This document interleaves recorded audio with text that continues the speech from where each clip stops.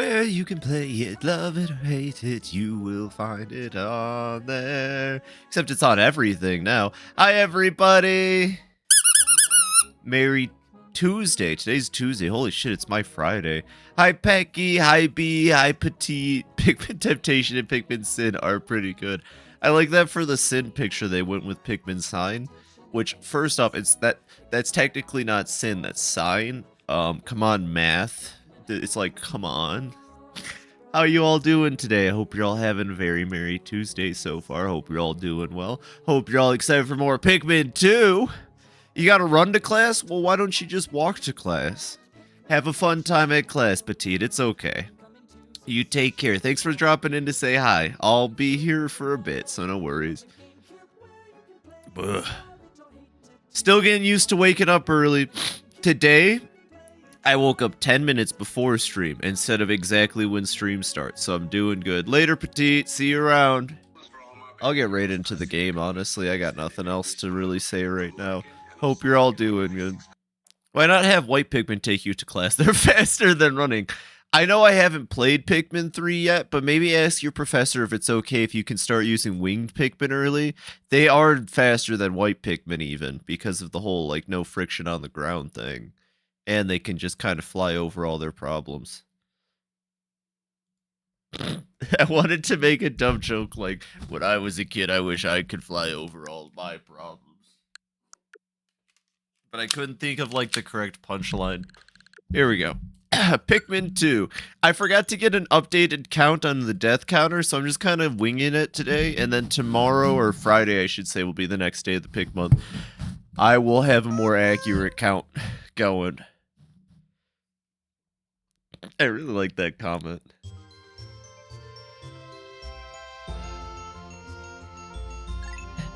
I keep reading as faster than reloading. Why not switch to white Pikmin? They're faster than reloading.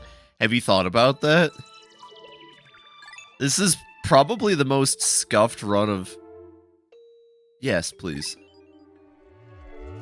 Yeah, we've already seen this cutscene. Ah!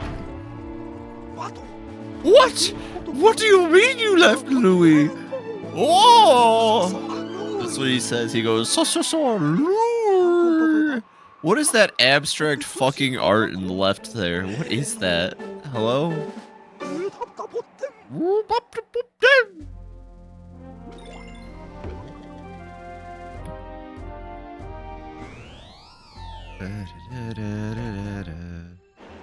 Oh, I didn't mean to do that per se, but okay. So here's the thing. We're not touching the Wistful Wild until it's the last place on the map. We have one more above ground treasure to get. So we gotta go back to the Awakening Wood. And then after that, we will probably head back to the, you call it, the fucking first area with the snow. I can never remember its name. Mr. President, you've arrived. My scans indicate this planet is still heavily laden with treasure. Been laden. We shall make Hokate Freight the golden, indisputable king of the deep space. Long-haul freight. Then everyone will be gaudily clad in gold, like me. No, I am unique and beautiful, yes. Olabar, I must ask that you take extreme care so as to not to insult or endanger our president. For now, where could Louie be? To be stuck on an uncivilized planet with no food at all. I am concerned. You must waste no time in finding him. He's the last thing we're picking up. Ship, I don't think you understand. I don't give a fuck.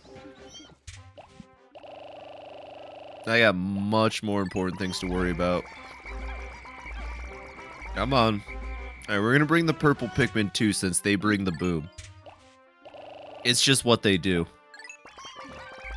I would have so many more purple Pikmin right now, but I've already lost like 80 of them, I think. Not 80. I lost a lot of purple Pikmin this playthrough already.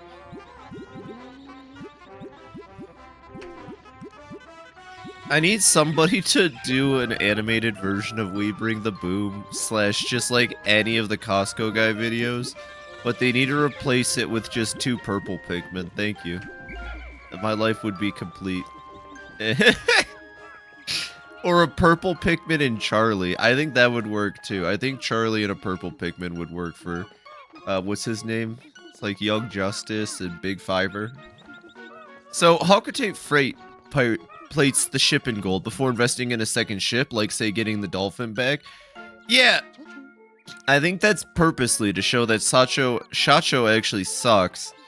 And, like, regardless of the company going into debt or not from Louie, it's really, like, the joke is just that Olimar's life sucks. I don't know, but he loves being here. By Pikmin 3, I'd argue it gets really interesting, because it's like, I don't know, for a while it feels like the joke is just, oh yeah, go do the planet, Olimar, don't go home. You don't get your ship back, everything always gets worse. It's like the best and worst thing that happened to him was finding PNF 404, honestly.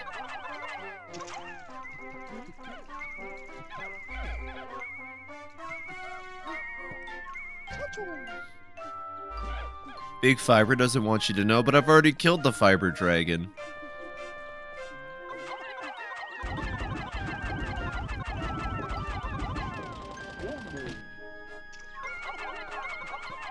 Oh, thank you, video games. Thank you, video games. You know my favorite thing about video... Oh, thank you, video games. Good thing I got the big horn.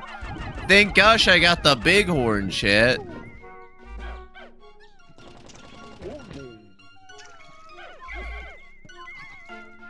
Hi, Cleese. Welcome in. Fiber Dragon would be a great name for mobs. That's the name of the creature from Look Outside you have to fight.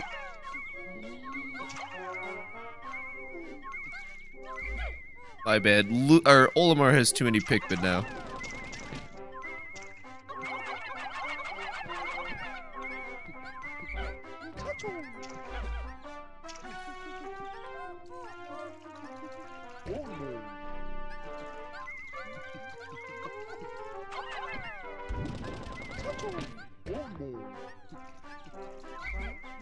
Thank gosh I only have to get the one thing. These puzzles aren't fun. I'm gonna be honest, I've said it before, but I'm a big hater of Pikmin 2. And that stands strong. It's still a fun enough Pikmin game, but my gosh, the above ground treasures in this game stink compared to the ship parts.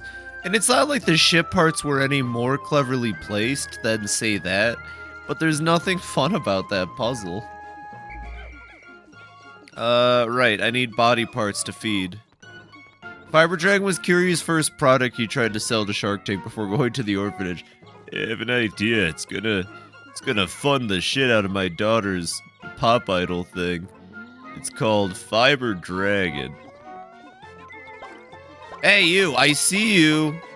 And too bad my dumbass Pikmin don't, so 1 second.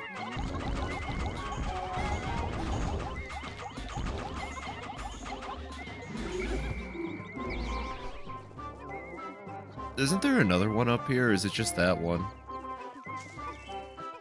Why stop at one? Why not have more than one? You.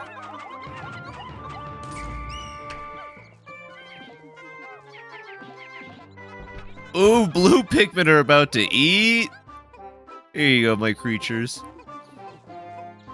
Did he manage to sell Fiber Dragon to the orphanage? They also turned him down. Despite being very impressionable kids that look up to him, even the orphanage kids were like, Uncle Kaz, what is this? But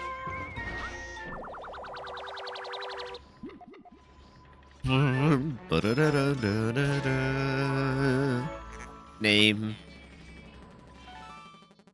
That's his name. His name. Wait, hold on. Ah, shit, we're gonna have to whistle all those blue Pikmin. Okay, well, you know what? If we're already here, we might as well just farm berries. We've got half an in-game day to farm berries. I remember somebody did a YouTube series where they, like, mathed it out. Like, the fastest way to get berries, what Pikmin, what location. I think it did come down to the Wistful Wild being the fastest, I want to say. I'd have to rewatch it, though, because I'm actually not entirely certain.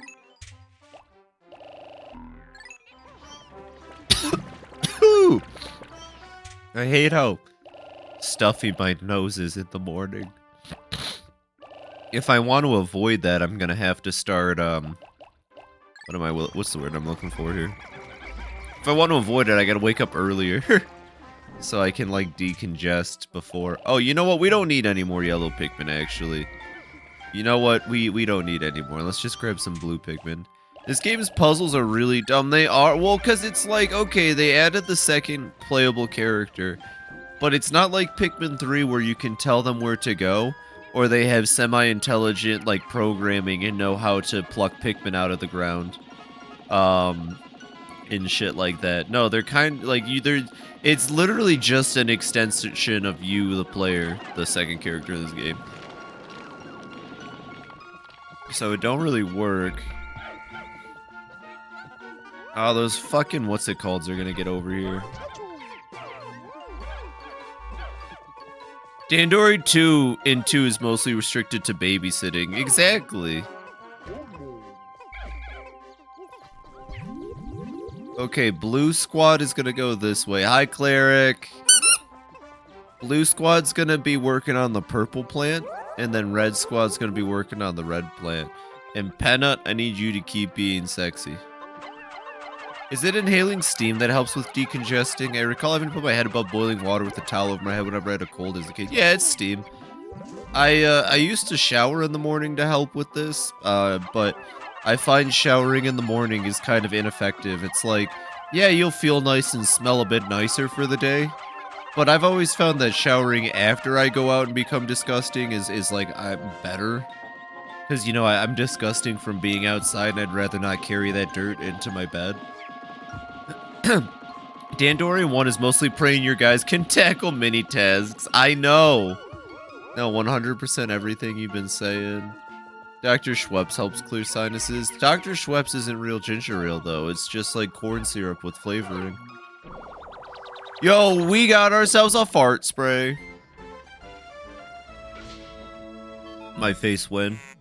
Captain Olimar, I've completed my research on the stank.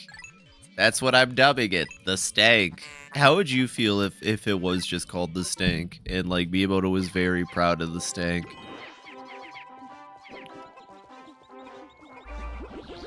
Oh, I've got a fun story from work yesterday. Who's down for a fun Fibi story? People fascinate me. I don't know how to word this better. Like when you're out in public, like the things people say sometimes, it fascinates me. Or like, I don't know how else to better describe this. So I had a coworker, and like they're a really cool coworker. I enjoy them a lot. I enjoy this coworker. Let me start with that. But they came up to me and they started this story with, so I'm in like a hacker group. And, a bunch of coders, blah, blah, blah. And I was like, okay, you're in a hacker group. Okay. And then they were like, we found out, one of my friends found out today. They were like, we found out this cool exploit. If you go to IMDb, and they showed me, and they're like, look, and they went to the IMDb page for the Super Mario Galaxy movie. And I was like, okay. They were like, okay, so you go to the IMDb page of a movie, and then you go into the browser source, and then they click the browser source, and this was on their phone. And they added the word play before IMDb, and it brought them to a page that was the full Mario Galaxy, the new one. And I was like, okay. And then they're like, yeah, no, we found it, like, this is like a thing on their back end. And then I was like, okay, interesting, what's it for? And they're like, I think it's for, like, movie reviews or, like, AI or something. And I was like, okay, I'm surprised people don't know about this. I feel like free movies that are being presented by the website so carelessly would be a big deal. And, blah, blah, blah. And I was like, okay, so I tried it out on my phone. And sure enough, I went to Mario Galaxy movie, went to the URL. I wouldn't recommend doing this. Wait till I finish the story first, maybe. And I put play before IMDb. And sure enough, I'm brought to a page. It's the full Mario Galaxy movie. And I'm like, oh, that's neat. So I go to press pause, to pause the movie like anybody would. And, it is like a video player. And the second I hit pause, you know how when you're on like a shady website and you go to pause the video and then it redirects you to like porn? Yeah, so that happened. It redirected me to like a bootleg, like shitty version of Chatterbait. And I was like, oh, okay, so yeah. No, yeah, this isn't legit. And I brought that up. I was like, that's weird. I think it's interesting that this like loosely protected internal IMDb like movie viewing thing I was like, it's just weird that it redirects you to porn like that, just so casually. I was like, you know, this is like a back end thing. And then they were like, oh, well, you know, so they probably, like, whoever they hired is just, like, hosting it on, like, a service that, you know, redirects it. I was like, well, you know, that didn't happen when you showed me it. So I was just kind of curious, like, you know, does this happen? They're like, oh, no, it doesn't happen to me. And I'm like, okay, that's really weird. Interesting. And then I was like, whatever. So I'll watch the Mario Galaxy movie. I just won't pause the video. And then pretty quickly I realized it was a Russian version of the movie. It was in English, but with Russian subtitles. And I was like, yeah, this is fake as fuck. I just thought, like, the whole thing, like, had me in a tizzy. It had me in a mood. It had me, like, you know, being, like, investigative because of the fact that it was presented to me as my hacker group found the hidden IMDb background.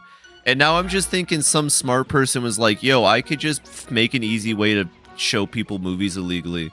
And they created a website, and that's what this dude found, but he didn't want to present it. He didn't want to present it as, hey, I know a way to watch free movies. It was, hey, I have a hacker group.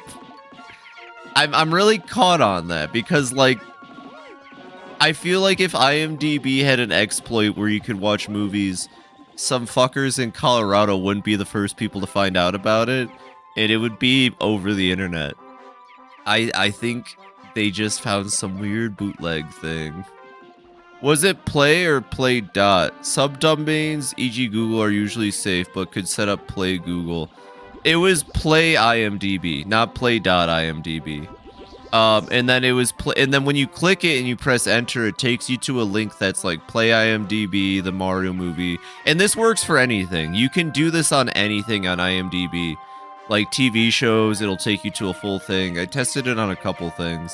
So I don't know how true that is, but for the most part, I'd say that's true. And then it would be like play whatever .ru, and I don't know what .ru is, but the domain was not a .com at the very least. And it redirected to some kind of fucking chatterbait thing. Russian? Maybe. So yeah, that would explain it. Hey, my cool hackers and I found this thing actually just gave my information to the Russians, epic style. Cool.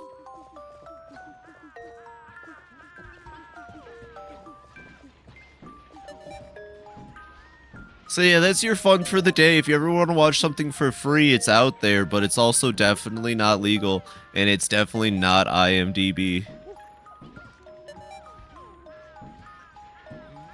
Hey, if it's not a subdomain, then it's almost never legit. Just imagine presenting that information like that, though. Imagine presenting that information like that, though. I don't understand people. Why feel the need to, like, lie that hard? I don't care. You can just say, hey, I found a cool way to watch free movies. It's kind of risky and illegal. I don't care. I just thought it was so, like, it bothered me. And then, like, yesterday I was just kind of in a bad mood all shift anyways, so I was just thinking about it.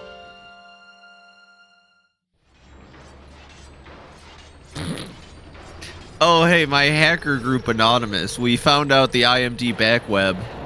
We found the secret hidden. I feel bad because I'm making fun of the person now. And again, I think they're really neat. I'm just so stuck on it. I'm just...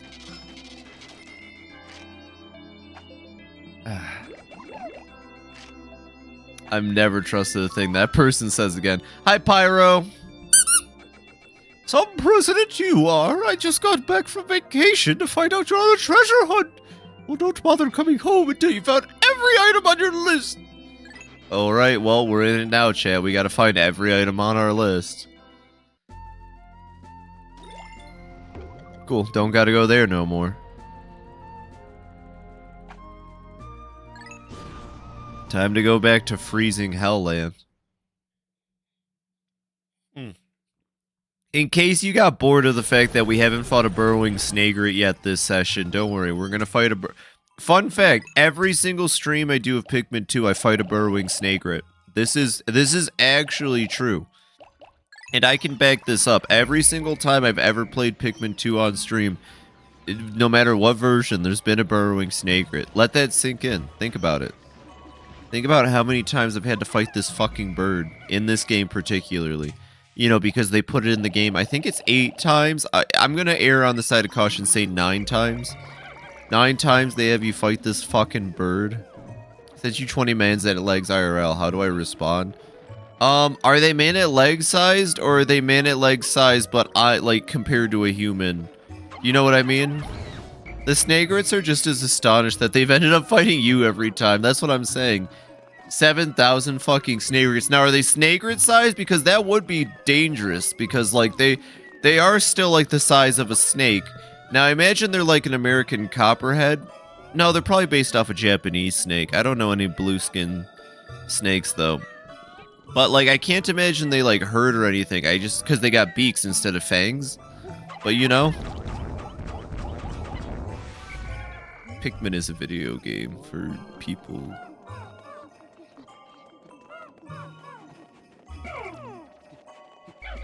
Bum, bum, bum, bum, bum, bum, bum.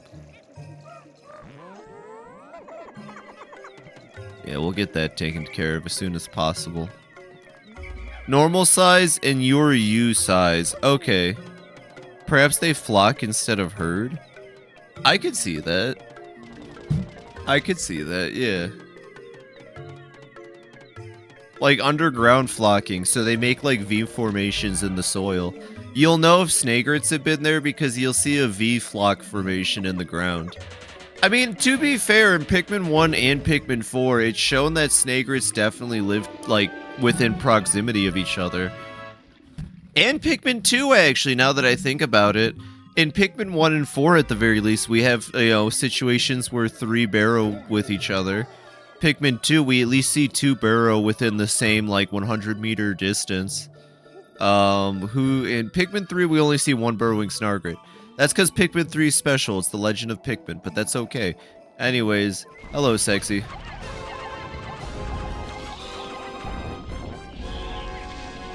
Goodbye, sexy.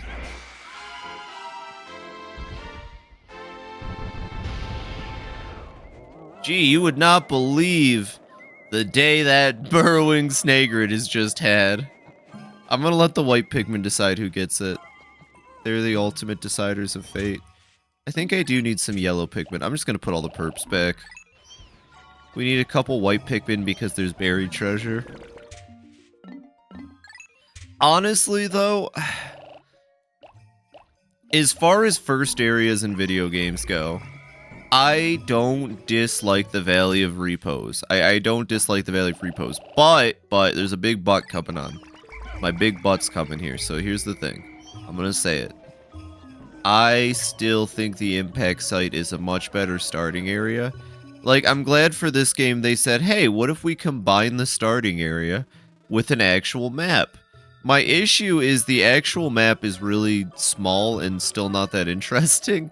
I would have rather they made a fully, like a genuine attempt at a snow world. You know what this map does? And it's kind of cool, but, like, also I think every Pikmin 4 map does this now, so it's not as cool anymore. This map just gives you a really big flat land to explore, which was something the first game didn't do. And it's neat. Like, look how much flat, barren land there is. That's also the issue I have with this map. There's so much nothing. Look at all this flat, barren land we have to explore. If I could animate, I draw snagrets flocking around while girls aloud sound of the underground play. That'd be so cool. I need to listen to that. I've never heard of girls aloud sound of the underground. What is that? Is that... like, what part of that is the performer, and what part of that is the song, I should ask? I'm assuming Girls Aloud. Girls Aloud is the band, and then Sound of the Underground. I've never heard of them. You're gonna have to post it now in music. You're gonna have to post it now. We got a Pink Menace. Insert joke. Look at that! It's a whole asparagus head. I think that's a big problem with a lot of Pikmin 2 maps, that they trade area variation and size for cavern system. Yes, and like, the cavern system just isn't there yet. Maybe, you know what? I think Pikmin 4 definitely has shaped my opinion a lot, of course. But like truly, absolutely truly, the caves in this game have never really been that fun. And even back when Pikmin 2 was it, back when your choices were 3-hour in and out adventure or long form cock and ball torture, I think the thing is people were just so okay with the long form cock and ball torture that they never really stopped to think about it. But even then, people would still complain and call it cock and ball torture to play this game. No joke. This game can be stressful.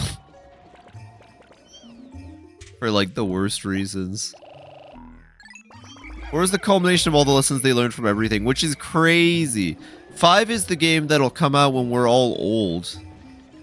I was really hoping 4's success meant we might get like a Pikmin every other year. Maybe I was brave to think we'd get a Pikmin every other year. That's my fallacy.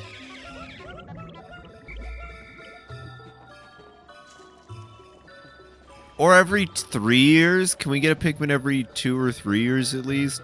Okay, I think this marks 3 years since Pikmin 4, so we're due. Do another trailer like last time that explains and shows off nothing. Genuinely, when the first Pikmin 4 trailer dropped, I was like, I don't know what this is. I'm not really sure other than it's Pikmin. And then the game came out and I fucking, goddamn. It's crazy that it only got to be my top game of all time for 2 years before Look Outside dropped, though. I'm sorry, Pikmin 4. I'm just like, I gotta be true to my heart. On average, in the 20 years Pikmin's been around, we get one every 6 to 8 years. It's actually more accurately every 10 years. If you don't count the fact that Pikmin 1 and 2 came out very close to each other, Pikmin 3 was, I want to say, exactly 10 years from Pikmin 2. I'm going to reset my Venian real quick. There we go. And then Pikmin 3 and 4 were 10 years apart. So there's always a 10-year gap, honestly. I know I could use this guy to cheese and kill everything. I am feeling lazy.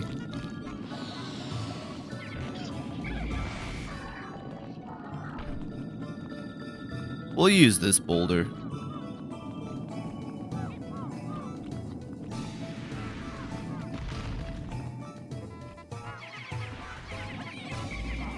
Ah! Oh, they're so dead. Nope, they're alive. Nope, they're dead. No, they're alive. Oh, they're dead. Oh, they're alive. Oh, they're dead. That's what we call professional Pikmining. That's what we call pick winning. Thank God this stage is flat, fuck lad. Kill.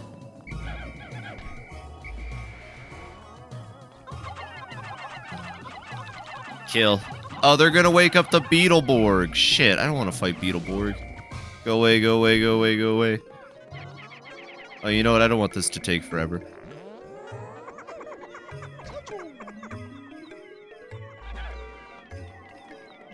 Oh yeah, it's all coming together. The window to save in 2 is so much nicer than 1. That's true. That's so true.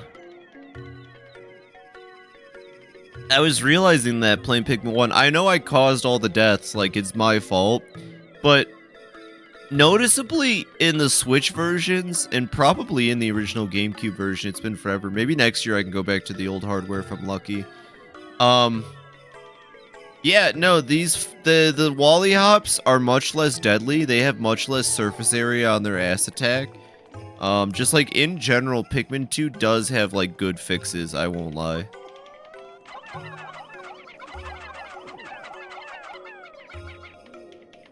There we go, that should help. I think we could probably just throw the rest at this point. Yeah, you know, I think we can throw the rest at this point. This team is severely lacking in vitamin P. P. But we'll fix that. I'm just gonna... You ever just not wanted to deal with... Yes, I know, I burped on much less surface area on their ass. Well, for real, because, like, the Wally Hops in Pikmin 1 were catching Pikmin that were, like, definitely not under them. In this game, it's only happened once, and I would still take the blame for myself here.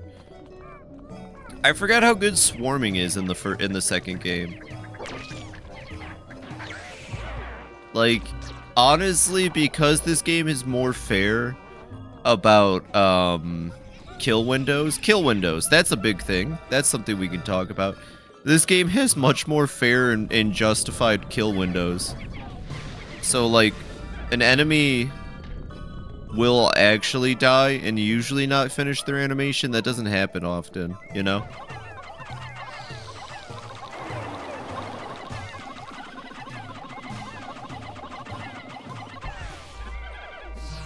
Cool. Up at the top of that hill is one of the most annoying fucking enemy placements in Pikmin ever. You know what? They did a much better version of it in Pikmin 3, I'll say that.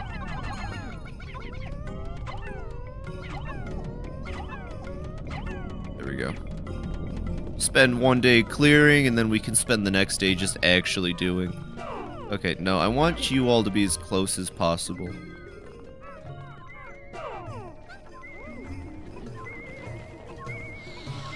Bitch.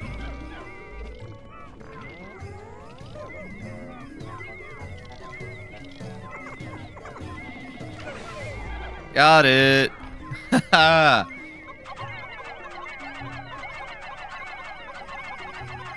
I bet they can take this back in oh, come on. I bet they can take it back in time.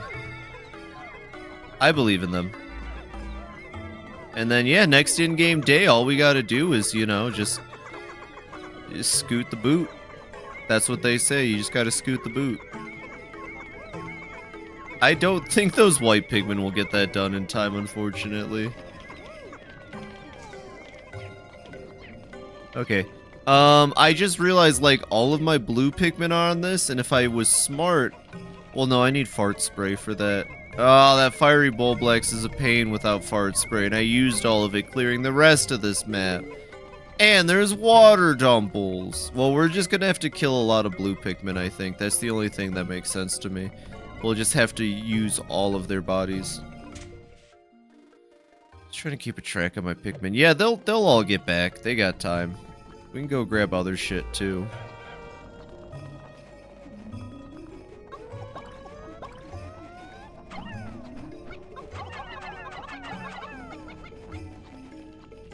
I guess the yellow Pikmin get that one. Oh.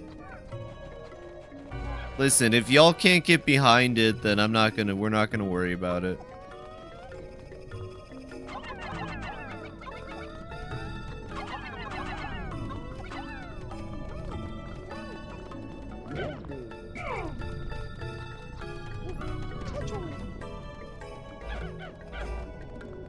They got that. I'm just gonna have Sacho just kind of like, you know, what's the word I'm looking for? Supervise everyone on the way back. They look like they got it. I wonder if this is enough to get there. There's like a bear statue. Oh, there's the crown. Chat, is that Princess Peach's crown? Game theory. The 5 deaths I got in Pikmin 1 pretty much all from freaking sheer grubs. Well, aside from the Bomb Rock Squad, they don't count. Yeah, no, sheer grubs being able to finish animation. Wally Hops being able to jump even if they have no health. I swear that happens. Pikmin 1's got it all. It's got all the great animations.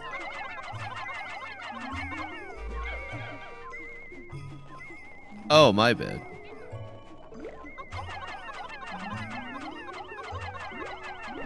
No, I don't have enough yellow Pikmin right now.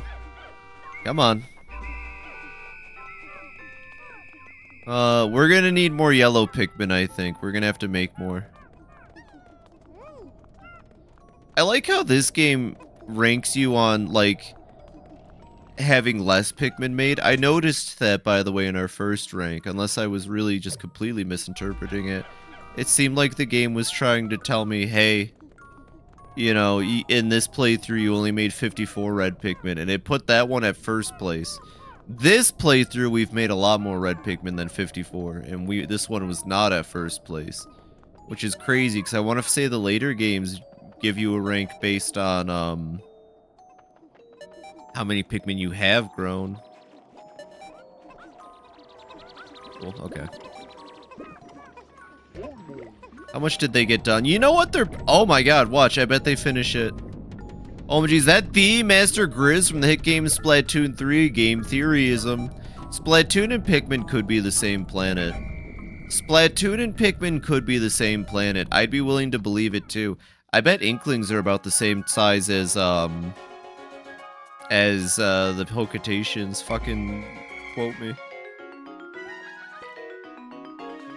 Inklings and Hokatations have the same kind of ears, just saying.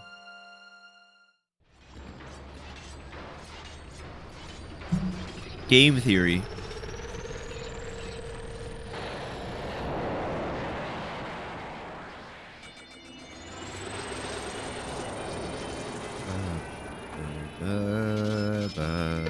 You know, we got stuff. We got treasure. We got Pikmin. Our numbers are going up. We're at 424 made. Louie, we suddenly stopped hearing from you. Everything okay? Things get tough. You can always come home. I'll stock up on those pick carrots you love. Louie, remember when you told me that you ate all of the pick carrots that your president needed for that delivery? Oh, I'm sorry. I didn't mean... I forgot to encrypt this one with bugs. That's Pikmin lore. That's basically Pikmin lore. Mr. Grizz was such a good add to Splat 2 and 3. I never got around to playing Splat 3. If I ever find it for, like, super cheap, maybe I can stream the story mode, and then we can play, like, a little online. Just, like, anybody who's interested can join or something. Okay. So... we are gonna get some skewed numbers for now, just to, like, solve the rest of the puzzles. So I'm gonna need... I mean, 30 is better than 25, so we'll just take 30 of these psychopaths. And then 40 blue... no, honestly, yeah. The thing is, I really don't need red Pikmin right now, so I'm just gonna put those back, actually. And we'll grab purple and white Pikmin instead.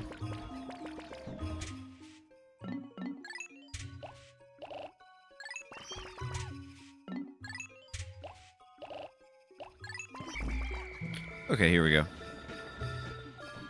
I want to do the Empress Bulblax's cave second. I'm gonna do the Manate Legs, the testing ground first, because I'm just gonna be completely honest with you. The sneaker is not an upgrade item. I don't care who you are. The sneaker is not an upgrade item. It is a downgrade that pretends to be an upgrade. Moving faster in this game is a fucking curse. Because of Pikmin movement, specifically. You notice how the flower purple Pikmin are barely able to keep up with me now? Imagine if I had 1.5 speed. Could you imagine? What if the game had a way for you to get 1.5 speed on your movements? That would be crazy, right? Imagine if only the white Pikmin flowered could keep up with you. We don't keep up with Dolomon, not in these shoes. So pretty much my only E-rated Nintendo franchise that can't be in the Mario Illumination movie now is Splatoon, because they would mean everyone from Brooklyn except Mario and Luigi are dead. Right, that's fair. Unless they just put Splatoon on its own planet, but I see what you're saying. I've heard a lot of people be like, ooh, they're setting up for the Smash Bros. Movie, and like, that's cool. I wouldn't not watch it. But I'm also kind of tired of everything having to lead into something else. Why can't the Mario Galaxy movie just exist to exist? Why do we have to use things to set up things for future things? I'm tired of these cinematic universes. I want to go back to the good old days so we just threw rocks at each other or watched peak cinema like American Psycho in theaters every Wednesday before jelking. I just want to go back to the simpler times. Look, it's a letter from Bowser. They does not care about continuity. They will make it happen. Oh, look at those little idiots. They're going. Hey. Hey. Fuck you. Get over here. I like the idea of this puzzle. You know, I mentioned it before, but the Fiery Bulblax was going to be a boss battle at some time, or at least that's like my understanding of it. So I feel like this almost would have been the arena setup, and then they realized, oh. Doesn't this feel like it would have been set up for an arena to fight him in? Like, oh, this is your blue Pikmin tutorial. We've created a Bulblax that's on fire.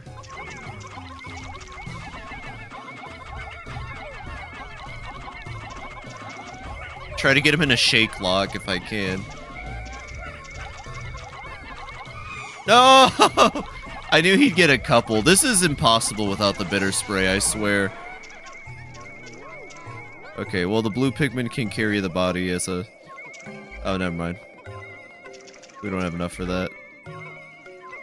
Remember about a Metroid movie in the works in this? No way it works proper, like... Why is the fella so glorped? Oh, cause he's, he was in the sauna for too long. Spent too long in the sauna, getting burnt out. He spent too long watching those secret Mario movie files that IMDb doesn't want you to know about. They fucking melted his face off for watching the hidden IMDb Mario movie files. Metroid movie would be badass. Who becomes the minions in the Metroid movie? That's the question, though. Like, they did the Lumas for the Mario movie, right? That was their little minion fill-in. So who becomes the minion? Who becomes the minion? Die Propane! Number 10! Top 10 Phoebe discusses Mario movie.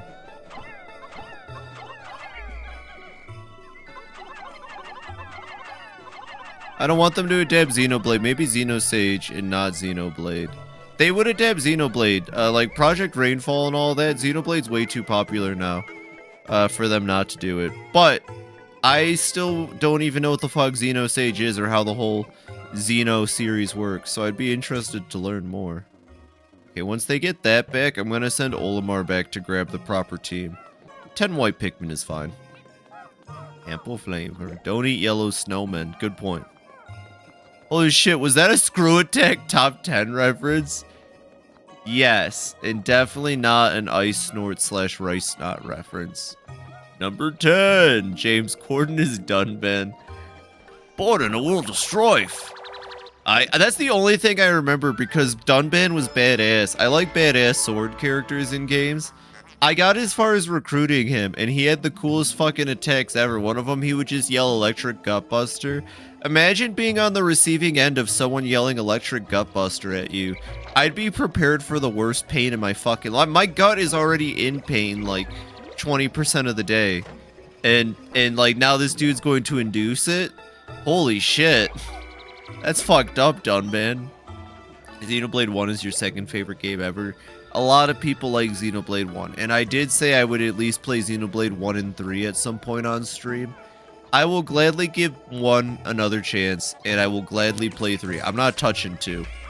I ain't doing that. You can't get me to touch 2. I left Sacho over at the gate, and I'm too lazy to go get him.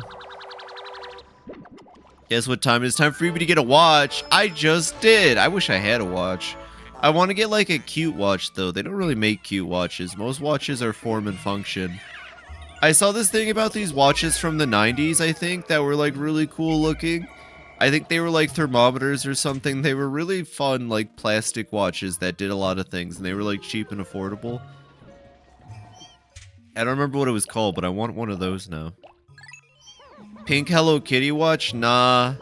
I like the color pink, but I'm just not that big into My Mystical Melody or her friends, unfortunately. You know, especially after the cocaine allegations. Why not Xenoblade 2? I don't want to talk about it. I'm just not interested. We'll take... I guess we could just take like a whole heap and... No, we don't need that many. It's the secret firing range, so probably more electric Pikmin wouldn't hurt. And, you never know, more blue Pikmin wouldn't hurt. Nintendo friend that'd be a dead because Nintendo will never touch Golden Sun again. Well, that's because it's Camelot and not Nintendo necessarily, you know? It's like, Nintendo doesn't have to care about projects made by studios that aren't them. Like, Mario and Luigi, they didn't. And then, you know, Camelot or Alpha Dream went under, and that sucked. But I think they, like, brought it back or something recently. So, you know, that's what it is.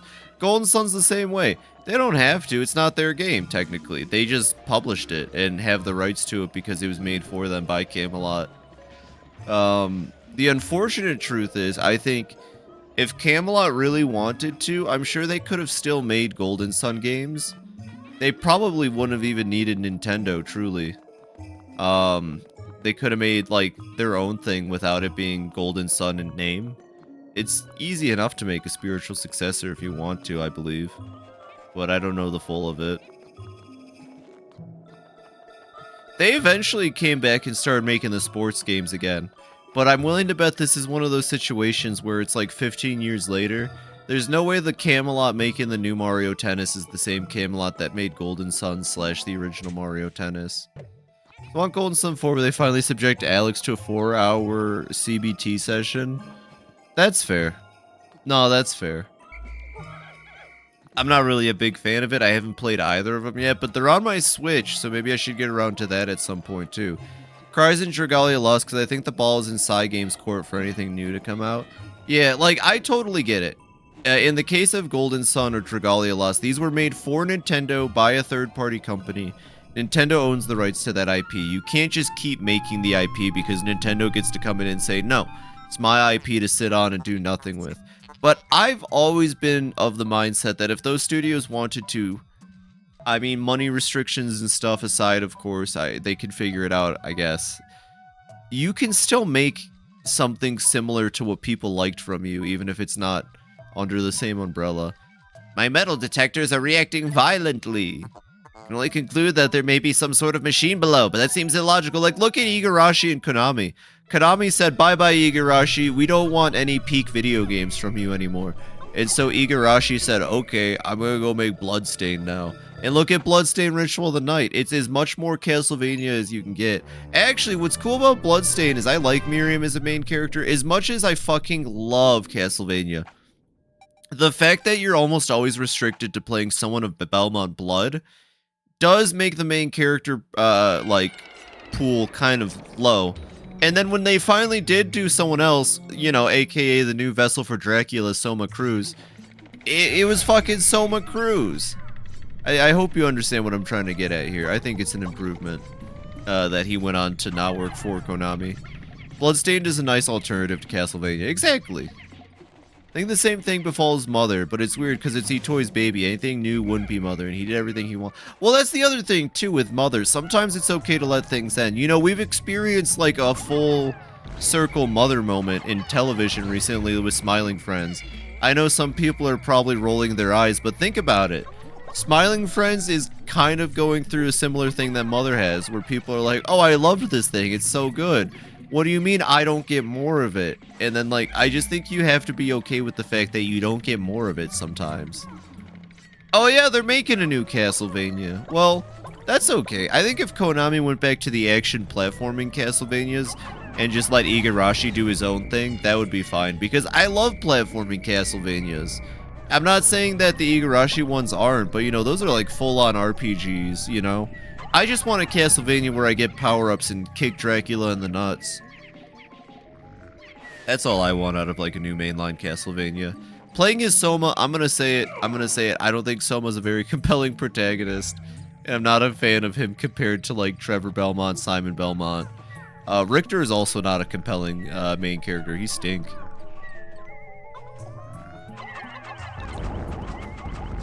People only like Richter because he's in Smash. He's like one of the worst Belmonts canonically. He did really bad. He got brain controlled by Dracula. What an idiot. You either die doing all you want or live long enough to see yourself become SpongeBob Family Guy. For real.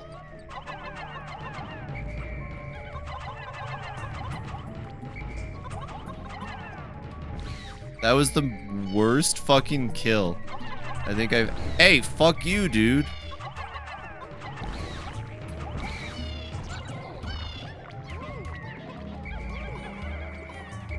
Hey, get over here. God, this music is really fitting.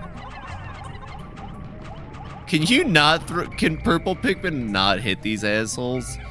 God damn it. Thing is, a lot of people say Golden Sun Dark Dawn just sucked. Well, I had problems, but Sveta is probably one of the best characters in the series. That's cool. Where's the Pick 4 homing attack when you need it? For real. Where's my auto lock on, please?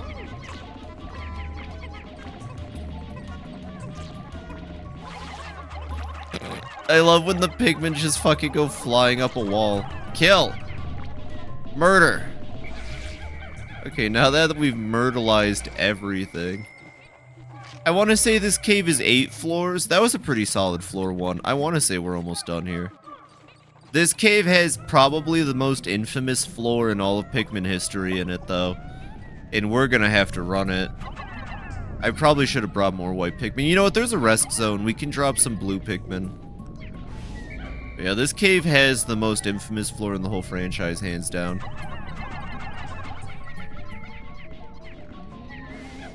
Of course it does, though, because it's Pikmin 2. And Pikmin 2 is for evil sinners.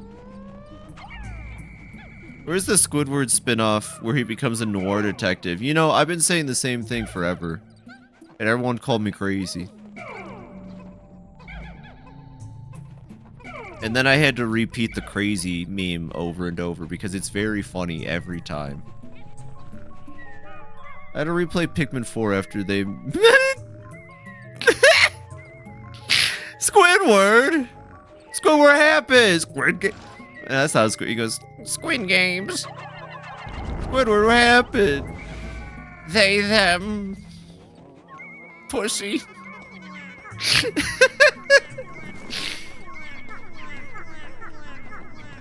Thank you, Squidward. Make a Hugh Neutron spin-off. They need to make any Jimmy Neutron. I think I'd cry if Jimmy Neutron came back. I would be really happy if Jimmy Neutron came back. That's a show that I think could benefit. At the very least, you know, Nickelodeon needs to do another animated fucking show. Because, like, honestly, Jimmy Neutron, Penguins Madagascar, that Rabbids show that I think, like, no one but me remembers, those were peak. Those were cinemas. The only reason I'd go to Nickelodeon is to watch, like, those shows. And because I'd be at my grandma's sometime, and Nickelodeon was, like, the safest channel to put. Fuck Louie. You know what, Fluffy? First off, welcome in. Hope you're having an amazing Tuesday. Fuck Louie. I'm gonna wrap him up in gamma tape. Oh, I'm gonna brain blast. Brain blast. Jimmy. Jimmy, this is the 8th time you've brain blasted in class. Do you need to see a doctor? No, Miss Fowl. Jimmy, stop playing Pikmin 2 in class. Miss Fowl, I gotta play Pikmin 2. No, Jimmy, play Ultra Lord. I want to be in the phone dial. That's my new Jimmy Neutron episode. It's called Jimmy Gets Into Pikmin. Hey, Carl, I made Pikmin real. Oh, gee, Jim. I don't know if making Pikmin real was such a good idea. They're carrying away your family. And then you cut to Hugh Neutron and Bimbo Neutron, and they're being carried by the Pikmin into an onion, and then they come out leaflings. And Jimmy makes the fucking soy face, like the Kevin McAllister face at the screen. And then he goes, we gotta stop him, Carl! And then he pulls out a big fucking flamethrower and just starts burning the Pikmin alive. I don't think anyone saw this episode. It was a weird crossover. Yeah, Bimbo. I think that was her name. It definitely isn't Judy.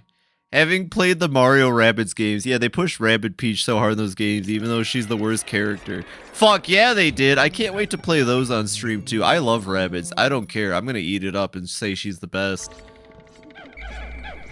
Oh boy, this floor looks like hell. This isn't the Bulbear one. I'm thinking the Bulbear floor comes later.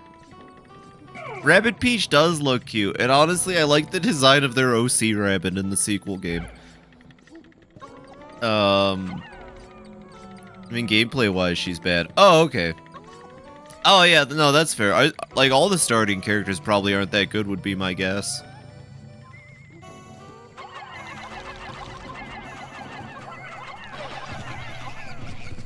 His bomb fell down. What an idiot.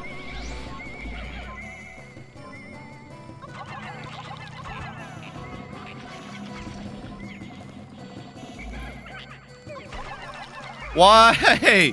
Why would you hit that? What possible benefit did hitting that bomb rock provide you, my small pig friend? Oh, he's gonna throw him over the ledge and fucking kill him if I don't hurry up on this shit. Cool. Okay, okay! Let's say we've hit the point where the game stops fucking around, I feel like. Is there a Pikmin over there I didn't see? No, I think the bomb rock hit the bomb rock.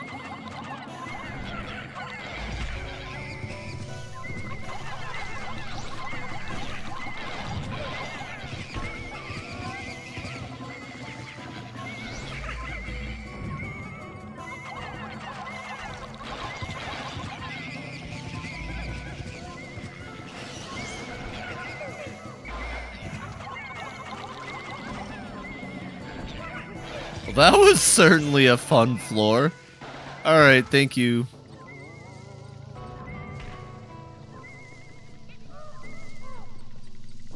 All of this destruction. So are these things born with their balloons? Do they grow them?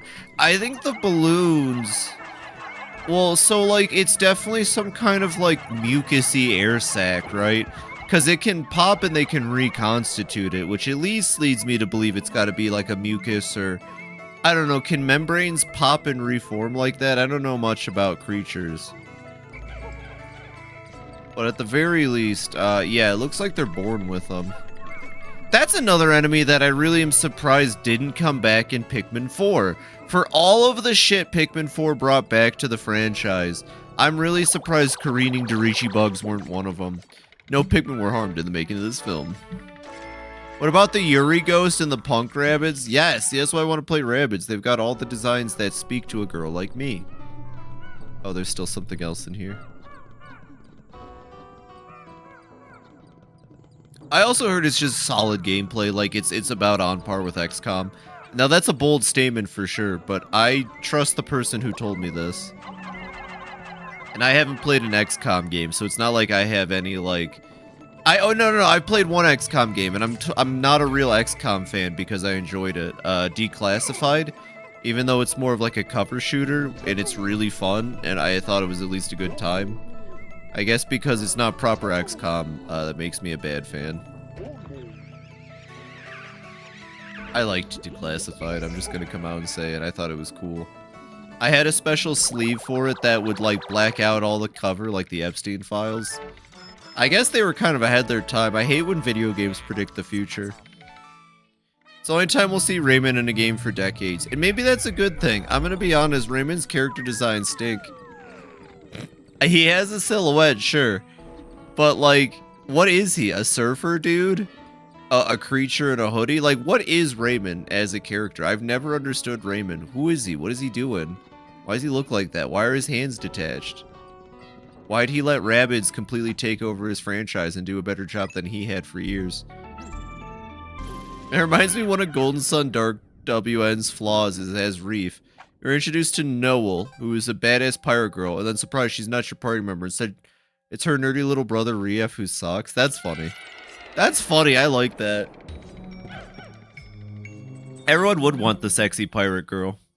Raymond's on the shelf with Glover now. Yeah, it's where they belong. Oh, this floor looks fun. The good news is, those can be taken care of pretty easily with purple Pikmin. I like the music on this floor. I feel like the Switch 2 version of this game, I've been hearing the music a lot more. I don't normally listen to the music in Pikmin 2, but I'll be listening to the music and sound effects way after I'm done playing the game, I think. I like that it still gets to throw. Okay, we didn't lose any, surprisingly. I like that it still gets to do its little throw. That's cute. Thank you, Pikmin 2, the video game.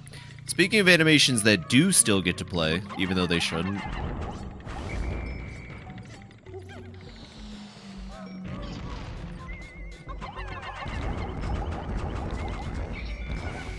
Very cool. Having played Rayman Legends, I played every other character except Rayman. That's what I'm saying. He is not an interesting character design. Nor, like, his gameplay's fun, but Rayman platformers are always really hard. I had a Game Boy one growing up, and it was fucking hard. I've heard Rayman Legends is really good, but it's not, like, easy per se, or at least the challenge of the game comes from the fact that, you know, there is a difficulty that you can choose to play in, or something like that. I Forgot to share. Majima's being added to Crossworlds on Thursday. That's cool. It's Pirate Majima, though, which I think is just even more indicative of how they see the franchise now. Majima no longer gets to be serious ever. He has to always be zany, insane Majima. And I know I'm using a fucking... Oh, look, it's Olimar's spring from the first game, retextured. I know I'm complaining about a fucking racing game edition, and, like, it's cool. I'm happy for him, but, like, he got in before Kiryu, specifically so they could promote the game Pirate Yakuza. So, like, I'm not as happy because it's just like a solo. It's no different than adding, like, Pyra and Mithra to Smash Ultimate or fucking... Or I guess that wouldn't count. It's no different than adding a Fire Emblem character to Smash, you know? I hate to say it because I like Byleth, but adding Pirate Majima is, like, the equivalent of adding fucking, like, Corrin or Byleth. In my eyes. When they could have added Chris Redfield. I think if we got a Resident Evil rep, it'd be Leon Kennedy at this point. That's a shame. That's just how I feel. It's not the truth, it's just how I feel. It's weird because Korra is your main... Oh, okay, I gotcha. I think I understand what kind of... Yeah, okay, gotcha. That's a shame. It's what it is. Might help because since we're streaming it, we're hearing it in headphones for probably the first time. That's true. I don't normally play Pikmin with headphones on. That is absolutely fair. I usually play it on a TV. Although I got no TV now, just a monitor.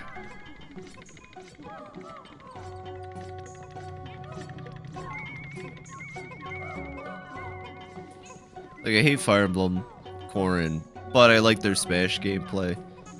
You know what? Respect, fair. They are gross and overpowered in Smash, so you kind of lose respect there. But admitting that you hate Corrin, you know, you gained a couple points back. I'll take it. I can't believe fucking Min Min got in over fucking Lollipop. Are you kidding me? Are you fucking kidding me? My ARMS main Lollipop didn't get in Smash, but fucking Min Min? Cheddar Big Booty Cheeseburger. What's up, Hopsco? Goddamn straight. I need to get like a Heisenberg outfit for streaming in. You're goddamn right.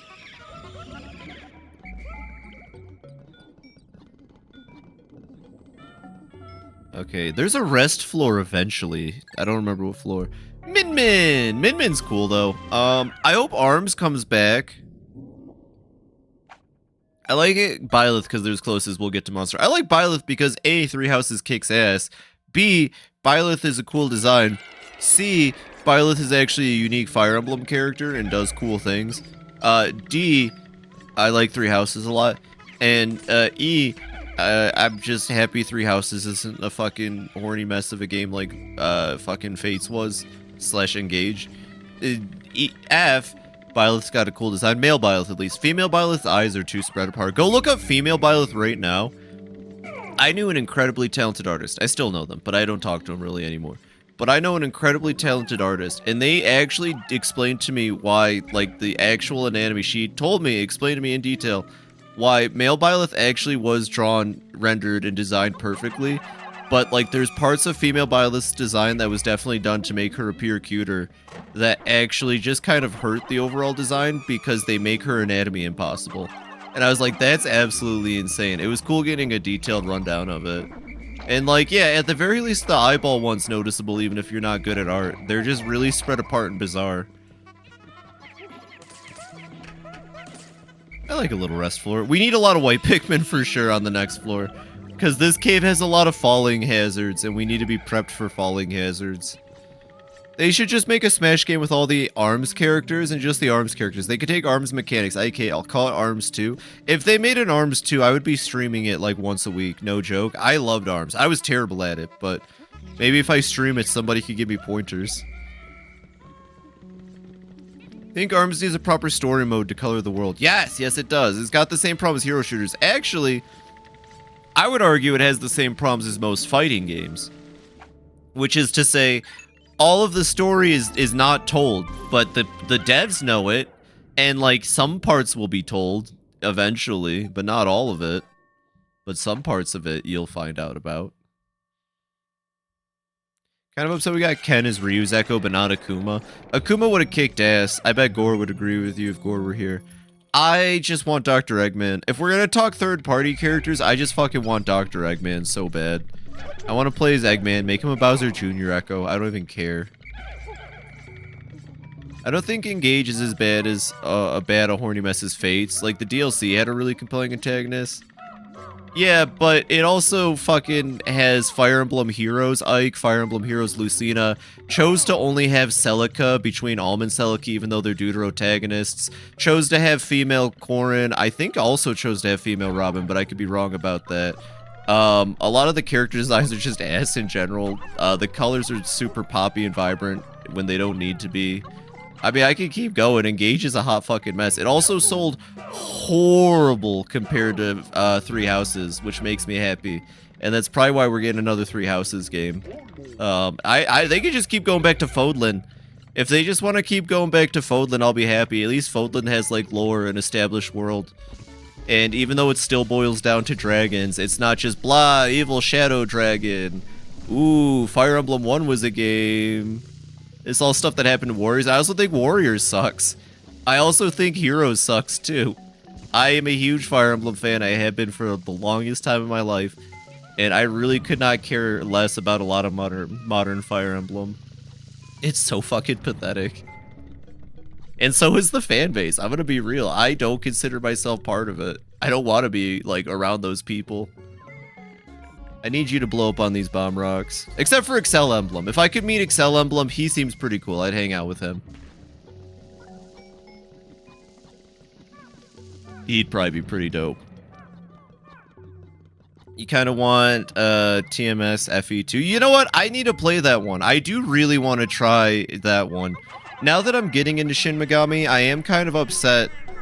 I'm kind of upset that I don't know who Claire Fluffle is. That it wasn't just Shin Megami Tensei X Fire Emblem like it was promised, because I would kill to see fucking Aleph interact with anybody from Fire Emblem now and talk about the time that he had to stop a rebellion, you know, defeat Belphegor up on a toilet, and like all the other shit that just happens in Shin Megami Tensei 2. You know what? If I gas them up, I bet they can outrun Bomb Rock Spiders. Just Kirby Fire Emblem Trans Puppy Girl VTuber. Maybe I'll check her out sometime, but I'm still not entirely convinced.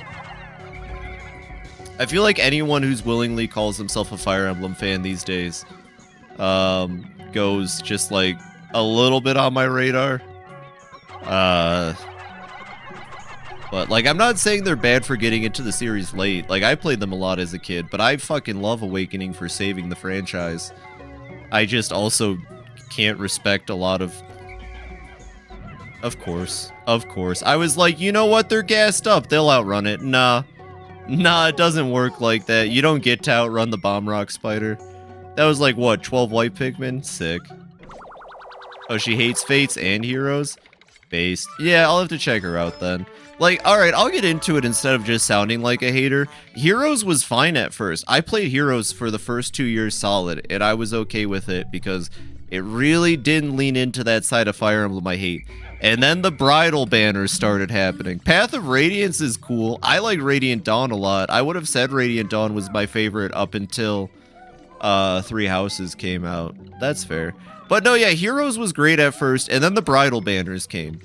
And then the beach banners came. And then it became very obvious when every banner that dropped for Heroes was, here is a bunch of sexy women. They're all the characters you're going to be drawing for. Here is the one male unit per event. And this dude, you can just kind of get them for free and they suck ass and they're not good. But that's your free unit. She's cool. I found Claire when Air Riders came out. Alright, fair enough. I'll have to go check her out sometime. Yeah, no, Heroes just got worse and worse. And then everybody started simping over Veronica because she was a cute little girl. And then Veronica got added to the game like 80 different ways. I'm pretty sure Veronica's also in Shadows. And I loved Shadows when it came out. I thought it was a lot of fun. I thought it was really funny that they clearly pivoted from Dimitri being the launch character to fucking making Lindis a horse just so that they could cash in on Uma Musume. And also the fact that I guess Lady Lindis is now a Fire Emblem sex icon. I don't know when that happened. Pecky, you and I have had this conversation about the size of her bust just increasing like triple by the time of Heroes. Very interesting that they went with Lynn, but I mean, what else have American Fire Emblem fans played? They clearly didn't touch Path of Radiance, Radiant Dawn. Some of them have played Sacred Stones, and you know what? They all love Erica, so it's like some things just never change, really.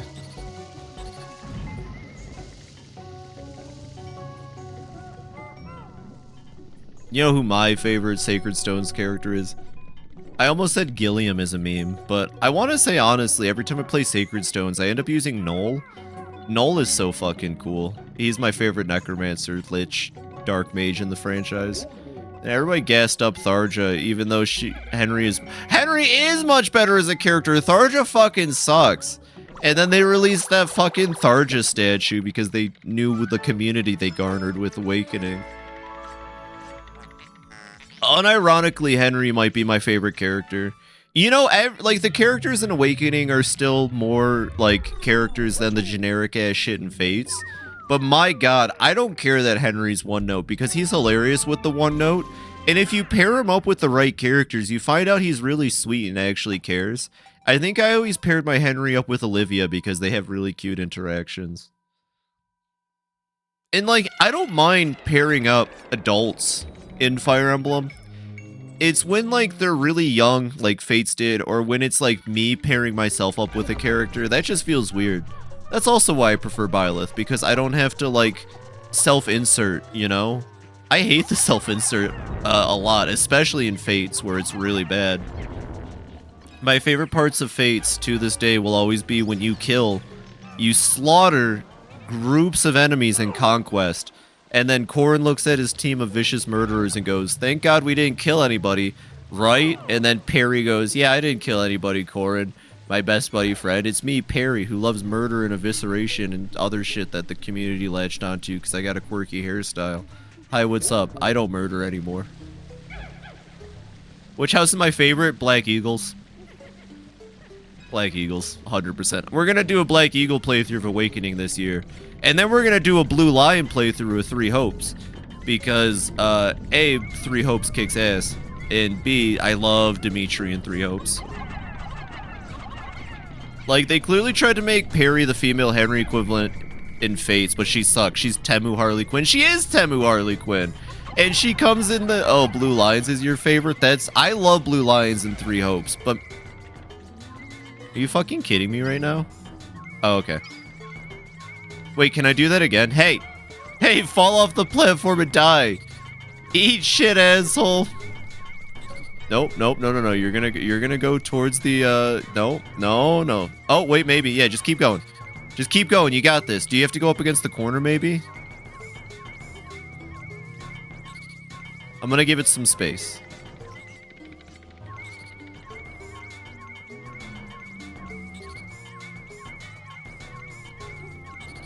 Funny enough, they added Harley Quinn and Joker in the last episode of Digimon Beat Break. And they did the Dark Knight story version. Barum, what's that? I don't know what that is. Is Beat Break the current anime? I should watch something, but I don't really have time for shows these days.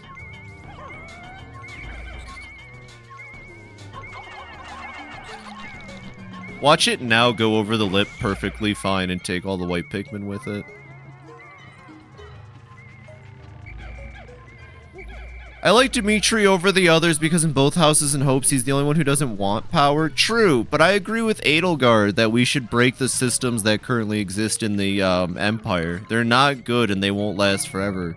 It's flawed and under the rule of someone who's actually certifiably insane.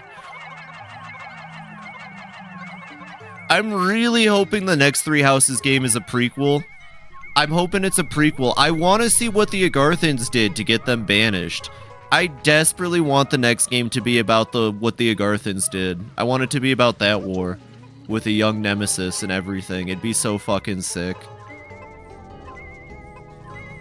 Like, actually, you're just Piedmon and female Piedmon? Clearly, it was new Digimon they're adding. Gyaru Angelmon and Gyaru Lilithmon. The newest additions to the Digimon franchise.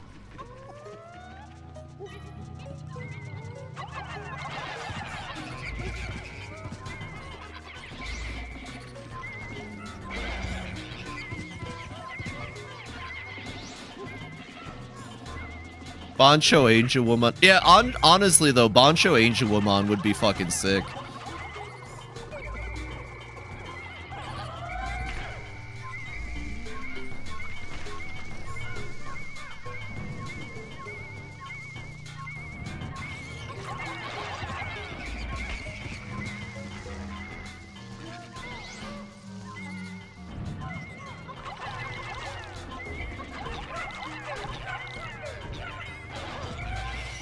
Okay, that's one. I hate this floor. I gotta lock in to play Pikmin 2 sometimes, so if I go quiet, it's just because I'm locking in, gamers.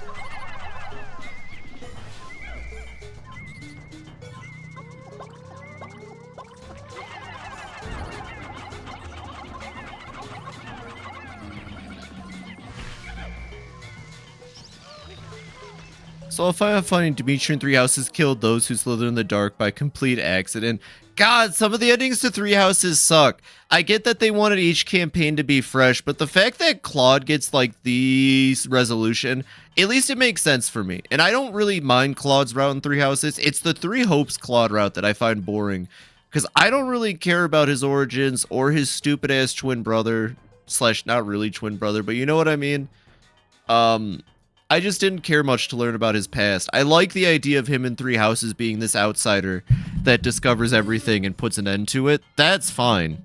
I think that's neat, but I did not really care for the fact that the other two do not get to fight those who slither in the dark, because it feels like no matter what playthrough you do, it would be important to tell the player or give the player the idea of those who slither in the dark. Oh, well, there goes more of my white Pikmin. Damn. Like, does that not seem like something important for every playthrough to learn about? We've lost almost every white Pikmin. This is amazing. At least we killed the beetles. Oh. We killed Ringo, Bingo, Lingo, and Jerry. Oh yeah, we can no longer be the Beatles. We've been killed by Olimar.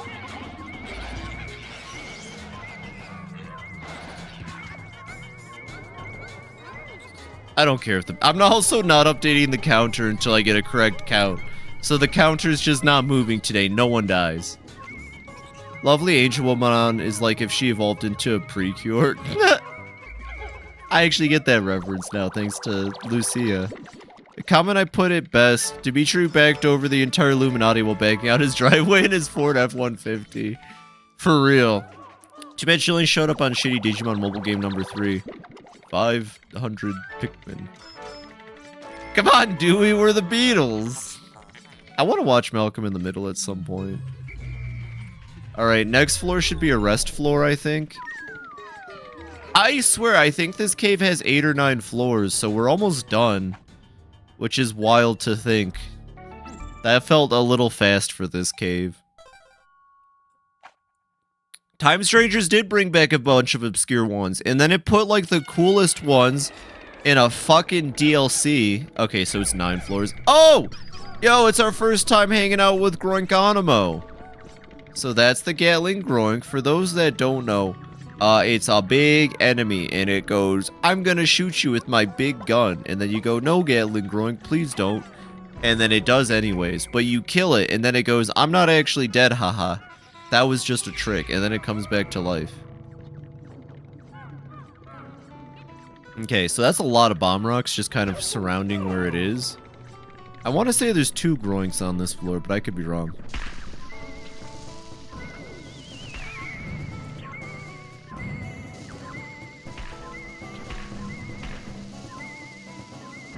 Surprisingly, its bombs don't kill all the time. Only 1 out of the 3 that it shoots actually kills.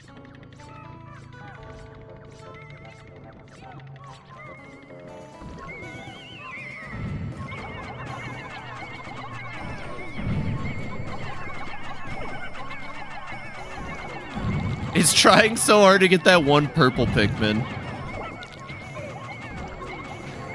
Got it. Okay, so the fun fact about the Gatling Groink is that it revives itself when you kill it, so you gotta carry its body back. I'm not gonna... I should probably do that. Oh, sick! Hey, get over here. I love video games. Hi, Lucia! Thank you for the 10 stream streak. Yeah, we were talking about Digimon, and Please brought up Precure, and I know what that is. I know what that is now, thanks to my cool friend Lucia. Welcome in. You play Time Strangers because it has Gundramon. You should just play Time Strangers, it's fun. Genuinely, the gameplay was boring as shit, and the combat wasn't interesting, but the story was really good. I liked the story a lot, and I think Digimon are fun. And raising the monsters is fun. Happy to be over service. Hell yeah. What do you mean by over service? I'm happy for you, but... Is that the other Groinke here?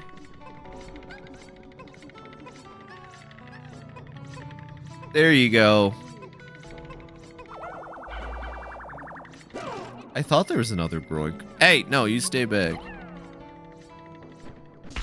Happy to be of service. Gotcha. Okay, fun fact about Gatling Groinks. They're stupid idiots. Hey, stupid idiot. Come over here. Hey, stupid idiot. Hey, stupid. Come on. Come on, stupid. You want to come get me? What's like the easiest thing to lure him over? Oh, you know what? Over here might be a little easier. Hey, come on, dummy. Come on, dummy dumb. Don't you want to kill me? Come on, chase me down, idiot. Chase me down, idiot. Don't you want some of my president posterior? Oh. Come on. There we go. Oh, a little bit more, buddy. A little bit more, buddy. Can you come back this way for me? There you go. Oh. Uh-oh. Okay, so I'm gonna need you to come all the way down over here, I think. Oh, shit. Maybe we'll try this side.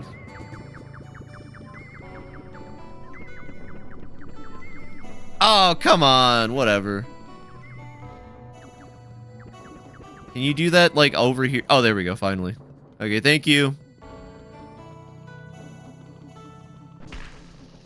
Combat early game is beyond tedious, but fights are too long game. I don't care how they fucked it so bad. It's because it's Bandai Namco. They, I don't think Bandai Namco really tries with any of their projects anymore. I'm gonna be honest. If you play any fighting game, and they release like 10 fighting games a year, so it's pretty easy to play a modern Bandai Namco fighter game. I just feel like they always half-ass it when it comes to the gameplay department of their games. They always put a lot of money into other aspects, and it's cool. But like, my god. I wish Jump Force didn't suck. You know, if they had Bobobo on the starting roster, Jump Force wouldn't have sucked, I'm just saying. It probably would have... If they had Kaiba on the starting roster too, Kaiba being DLC is a fucking shame. I'm just gonna say it. Kaiba being DLC was such a fucking... Like, why? Yugi being in it in general was badass, though.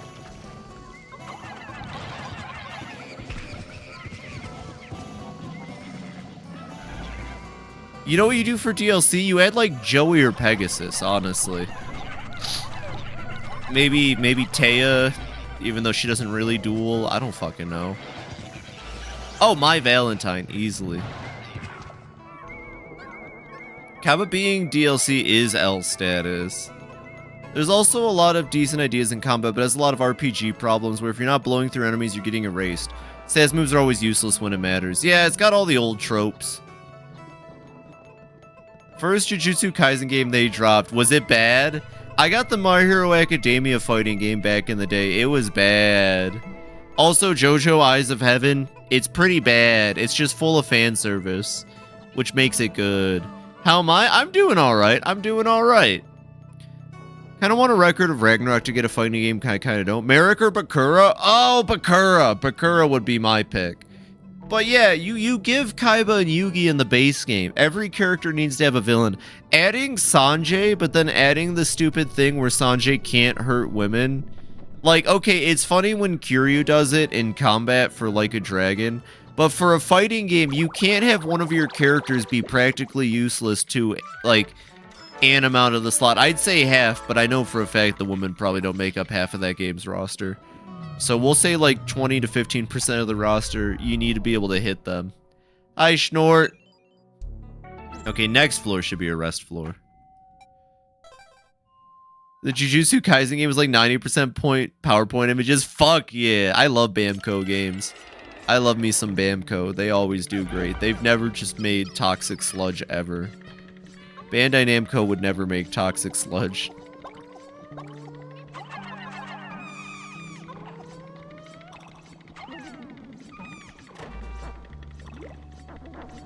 We're gonna be coming back here a lot, by the way, to make more purple Pikmin. This is like the best place to make purple Pikmin in the game.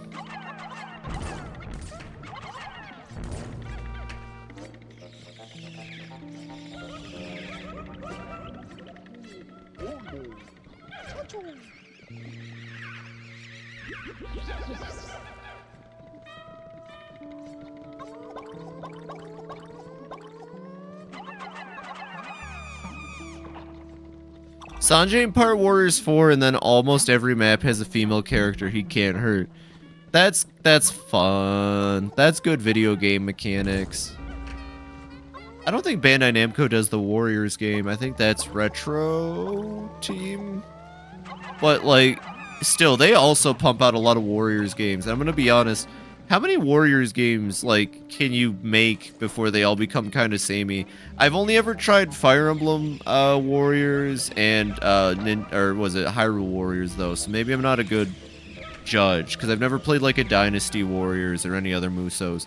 I keep saying Yakuza would work really well as a Muso. I think, at least. Like, I think Yakuza would make an incredible Muso. But we'll see. Namco goes all out for Pac-Man. That's true, the pack was back recently. Let the article show the pack was back.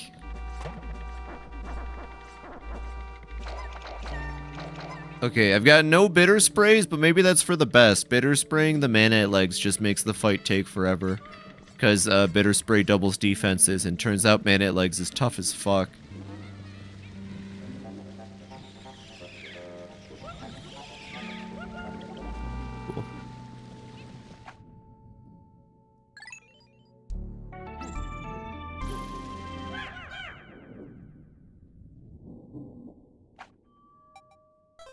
Here we go. Can't stand the Warriors games, even though people swear by the Gundam Dynasty Warriors series. I played 3 of the Hyrule Warriors, the first, Fire Emblem, and Persona 5s, and they're literally all the same. Need another mecha game like Transformers. We need more mecha games like the one that FromSoft put out. Although, admittedly, I haven't played any of them yet. I think Kleist has talked a lot of... Someone talked to me about them. And they sound really good. I'll get to them eventually. It might have been John. I know John really likes... what is FromSoft's mech series called? I'm drawing a blank now. It was either Kleist or John. Armored Core, that's what it is. Yeah, we need more Armored Core-like games for mech people. You know what? We need a game that just takes the idea of Lancer and puts it in a video game. For those that play tabletop RPGs, you should try Lancer at some point. I had a really wonderful campaign in Lancer. It was one of my favorites. I don't even like mechs, but Lancer got me into mechs, honestly.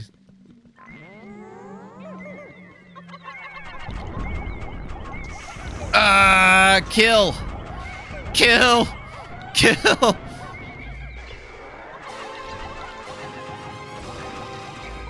Time to run, time to run, time to run, time to run, time to run. No!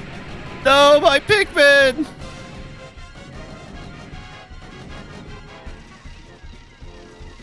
I lost one whole purple Pikmin, chat.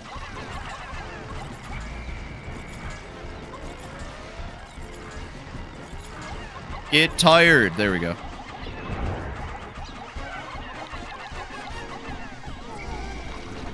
Got him. You know, outside of the one purple Pikmin death, that might have been my cleanest mana legs yet. Hi, Flux. Welcome in. You unlurk. Lancer mention. Oh, welcome in. Thank you for the first time chat. I appreciate you. Yeah, Lancer. I fucking loved Lancer. It was before I really like came out and figured myself. So if I have one regret, it's my character being a dude. But other than that, I had an amazing campaign.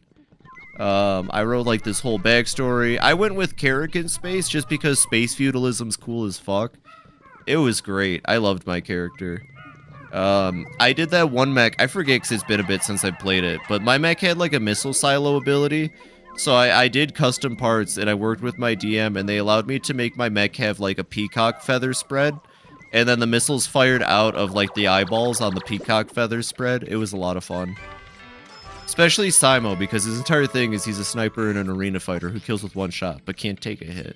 I might have lost. Oh, this is where Phoebe's raid sound comes from. Yeah, Pikmin 2! I love Pikmin! Before Look Outside, Pikmin 4 was my favorite game of all time, and then before that, it would have probably been Pikmin 1. Anyways, we got a light bulb. Caught myself info dumping about Risk of Rain. Oh, you're fine. I just wasn't paying attention. My favorite Gundam game I ever played is probably Assault Survivor for PSP. I played a little bit of the Gundam Hero Shooter when it came out with friends. I thought it was fun. I was surprised to learn that it died really fast, because I was like, I don't know, it's Gundam Hero Shooter, what do you want? Hello. DMs that allow customization are the best. Yeah, well, honestly, there was no bad DM at the table I think I was at. When I look back on it in retrospect, I don't think there was a bad DM ever at that table. I just had to separate for personal reasons. But, and I've said this a lot, I am going to make my own table to stream with. I just gotta, you know, find time and plan it. I probably can't do it this year with how my schedule is in my new job. But, you know, I gotta really start cracking down on that world. Drawing the map is the hard part for me at this point. Because I've already got a lot of the characters in, like, story and lore and shit, I guess you could call it. I just need to, like, prep it. Oh, and then for those who are curious, I talk about it a lot on stream, but I use the system Teenagers from Outer Space. Because I just really like the system Teenagers from Outer Space. It's a lot of fun.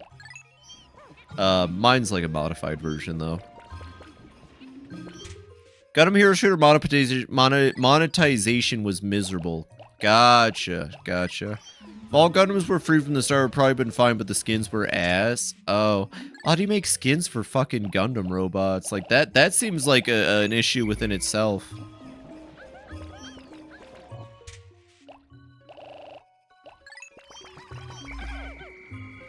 Cool, cool. Oh, right. I have an odd number. So we'll take 25 reds, 25 yellows. Explain Record of Ragnarok is a manga anime where gods of various pantheon decide to start the apocalypse and kill humanity. But Valkyrie finds a loophole that humanity can defend itself by selecting 13 real human world fighters to fight one-on-one with 13 gods in a duel to the death. Oh, that's cool. That's a neat idea. I like death battle stuff like that. That reminds me of another game I'd like to stream at some point, but I gotta figure out how to hook up my PS Vita to the computer. Once I figure out how to stream my PS Vita, I'm dropping everything to play Chaos Rings. Chaos Rings is also one of my favorite just like franchises. I doubt anyone knows who that is because I might be one of the few people on this planet who like actually gamed on her iPod Touch for like the 3 years that was a thing. What game is that? Chaos Rings. So Square Enix partnered with another studio to release a franchise for mobile games. Each game was 20 bucks. I paid 20 bucks for these games back in the day. They all got ported to PS Vita, so that's why I still have them for preservation reasons, because you can't really play the mobile versions. I think some of them still work, but they're kind of buggy and don't update. Chaos Rings 1 is a masterpiece. Chaos Rings Omega is a prequel game that's really good. Chaos Rings 2 is also really good. Chaos Rings 3 is okay. And then the franchise was doing so well that Square Enix was going to make a mobile gacha. And then the franchise died before the mobile gacha came out. Thank you, Square Enix. I love Chaos Rings. I can't wait to play them. But yeah, they were, like, back when it was the Wild West of mobile gaming during the iPod Touch era of, like, 2010 to 2012-ish, Yeah, they were just releasing full-on RPGs. I remember the idea of releasing actual games was like a thing people considered back in the day for mobile gaming. Now there's no actual games on mobile gaming unless it's just like ports of Resident Evil fucking 4 remake. I like Chaos Rings a lot though. I won't get into it too much because I'll stream it one day, but it's really good. Anyways, time to get shoes. We're going in to grab our sneakers. Mecha Break is fun, I will admit. Honestly, the biggest thing holding it back is not being an existing mecha series already, like Gundam or something. Cool.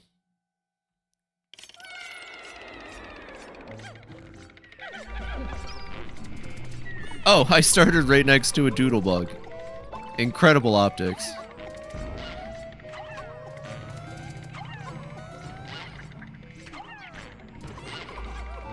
Cool. Cool. If you can get the Doodlebug 3 times, though, he drops good shit. Like, obviously, sprays are useful. No matter who you are.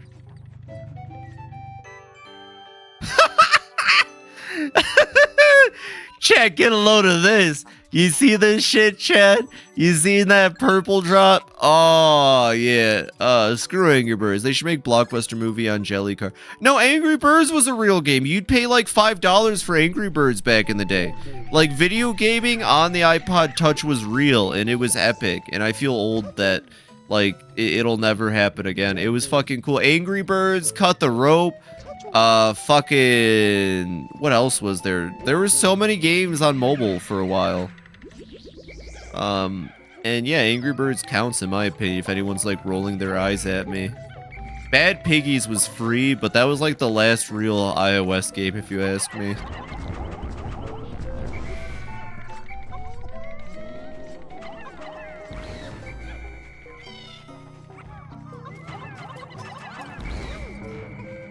Thing with Record of Ragnarok is complete roster for humanity and the gods is real in the first chapter, but you don't know who's fighting who or when.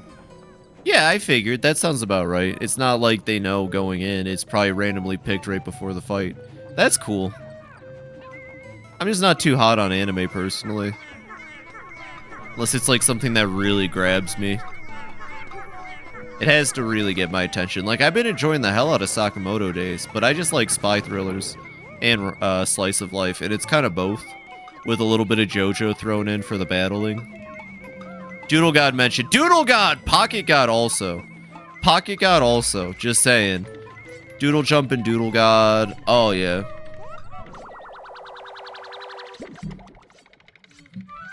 I think I ran up to the Jack the Ripper fight. That's cool. About to waste 8 hours unlocking every element. Go! You gotta stream it.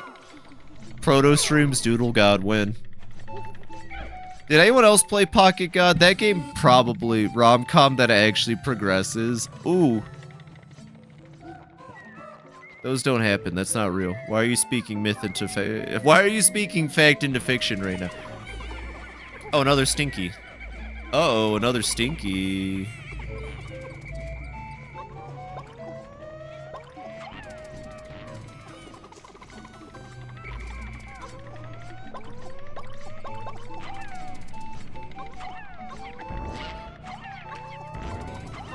Oh, we only got one. Oh, damn.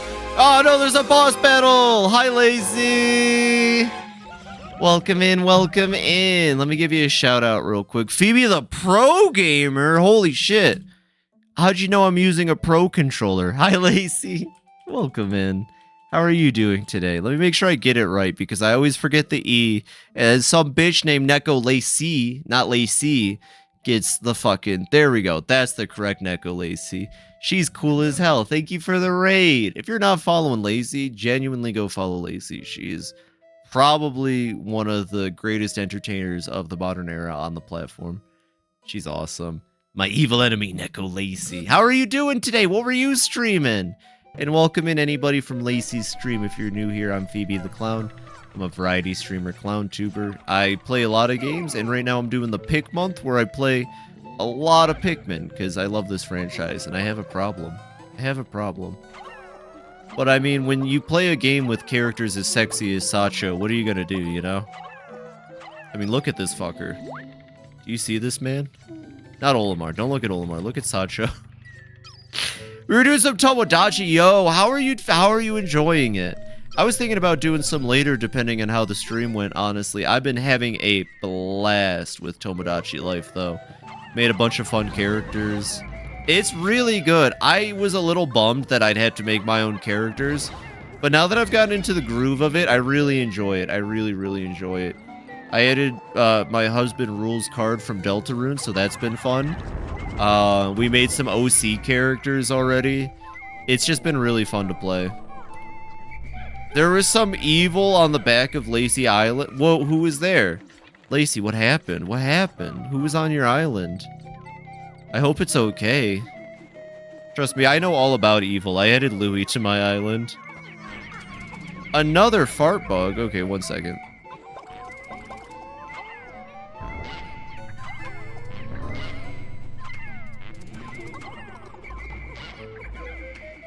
Cool. More fart spray. Fart spray is super useful, honestly.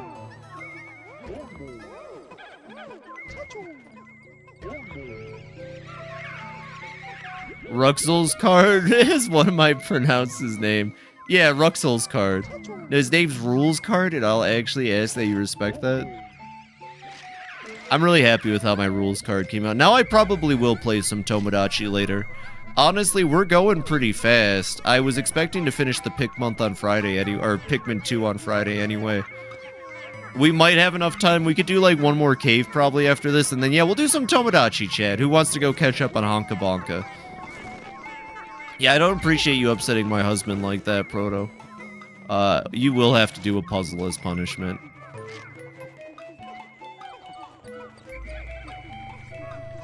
His Ith Majesty is just too grand. Ith. Thank you again for the raid, Lacey. Have a wonderful rest of your day. See you around. God, not a puzzle, anything but that. You're gonna have to solve a puzzle now. You found Olimar's prostate. Whoa! Whoa, how did they slip that in a video game? Can you believe they called it that too? That's fucking crazy. Alright, let's keep going. I think he needs to see a doctor if it looks like that. I'm pretty sure if it looks like that, you need a doctor like A-stat.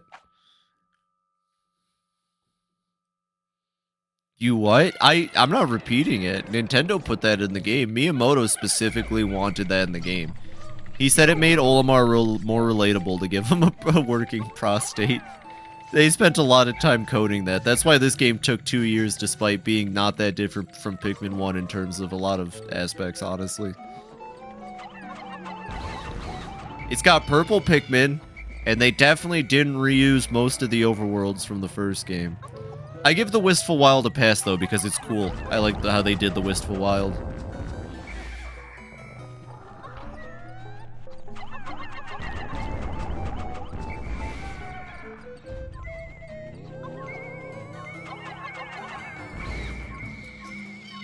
Move! Holy shit, I thought they were dead.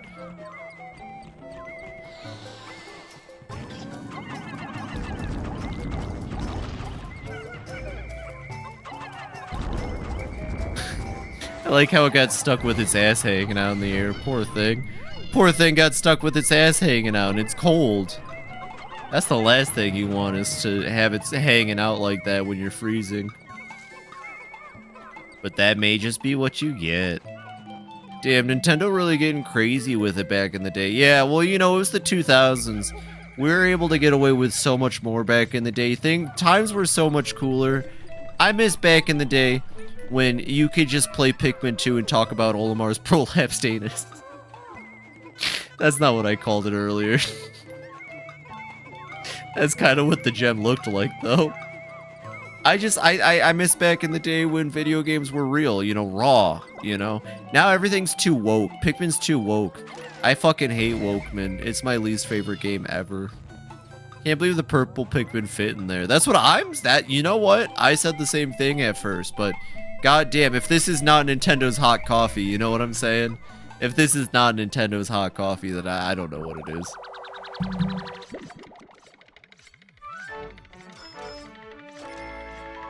Pikmin don't go raw anymore. I know. They never get the raw cones when they're buying their flour. They always go for some other shitty brand. It's like everyone knows you go with raw because it's the most generic. Pikmin so woke they perform abortions nowadays. It is fucked up. Pick-bortions, they call them.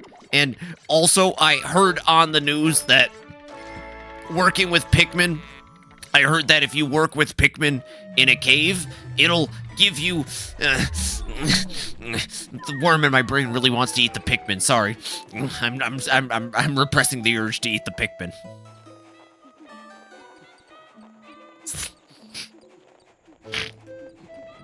If you eat the Pikmin... Okay, Louie. Louie does not have a worm in his brain. You take that back. Louie would be a much better Secretary of Health or whatever that position is. Hi, Mole Man. Also, hi, Mole Man. This is the Bull Bear floor. That's the Bull Bear. That's funny. Thank you, video games. Okay, now that we got that out of the way.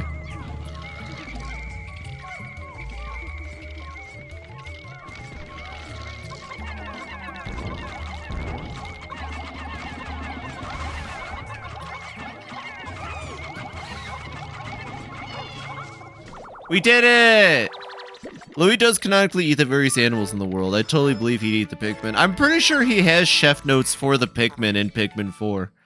But we'll have to double check when we get to Pikmin 4 in like 2 weeks. Actually, if I finish Pikmin 2 on Friday, Pikmin 3 is a much shorter game. I want to say Pikmin 3 I can do in 2 play sessions if I'm fast enough. So we'll be through Pikmin 3 before you know it. And then, yeah, by the time we get to 4, once we unlock Louie notes, I'll check. Oh, no! A lone parent without any children. The indomitable purple Pikmin.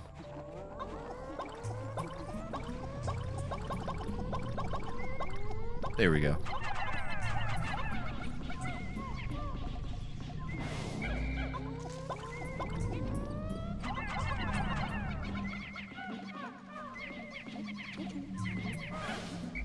Can't believe there's more treasure on this floor. Is it buried? No. Is it you? Small child, I'm sorry for what I must do. Give me item. Please give me item. Is it a marble? No. Where is it? Oh, it's buried for sure then. White Pikmin. Dig. Like to call Louie... No, I like to call them Chud Pikmin. I don't like that term. I'm gonna be honest. I think Chud is a dog whistle, and I'm not afraid to say it. I'm not gonna participate in using it as a term. I'm kind of tired of all the terms, too. I feel like there's a new term we come up with every 3 months now. I'm not using it. You can't make me. If the whole internet's using the word Chud, I'm not using the word Chud. Except for right there, but that, you know...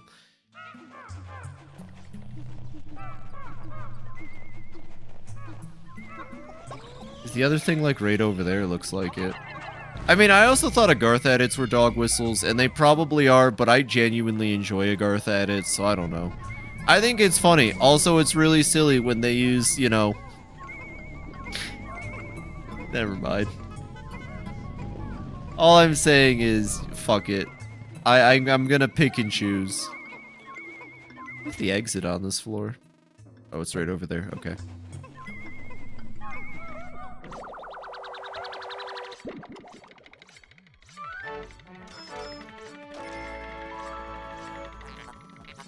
Chungus Pikmin works as well. You know, it does, but if I hear Chungus, I'm just gonna think Keanu Reeves. And you know what? You're breathtaking. Gonna pick and choose. I'm gonna pick and choose. I'm gonna pick and choose for sure. I need more water. I'm dying. I hope something doesn't kill me on the next floor while I get water.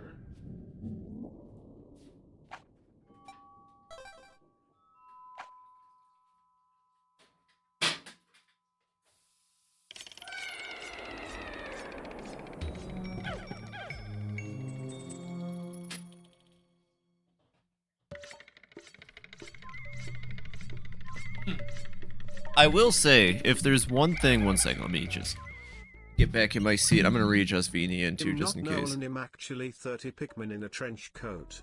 That explains so much about you, Nolan. It's like roaches, look outside. I was gonna say, if there's one thing, And I already forgot where the thought process was going, so we're just gonna drop that. And I'll try to remember. Yeah, I don't remember no more. It's dead. It's dead. I forgot. I forgot what I was gonna say. You've killed me, Nolan. If it was important, then I would have remembered it. This is the yellow Pikmin floor.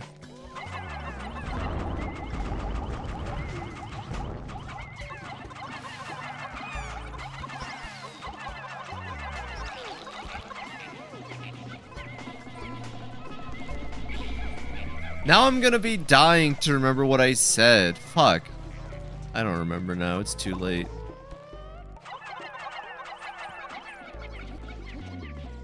I'm sure it was Pikmin related. I probably had a Pikmin thought on my brain.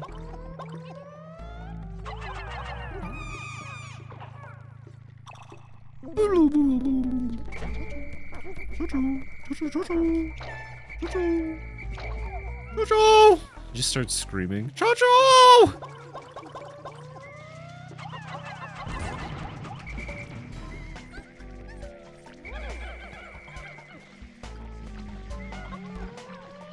That's fine. You can take them. I hate this floor. This floor. I bet I say this every year, or I say something similar to what I'm about to say every year.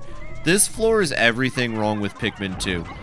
Who makes a floor like this? Who does this? Who just says, okay, we're gonna put fucking a bunch of snitch bugs, and we're just gonna put a bunch of electric beetles. And, you know, fuck the player. They can figure out the rest from there, really.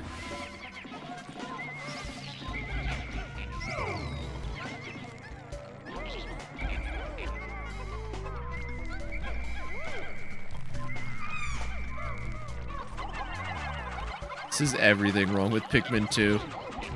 So we can't have a Mario Maker for Pikmin. This is all people would make. Yeah, if we had a cave maker for Pikmin, this would be everybody's cave. It would just be Pikmin 2 all over again.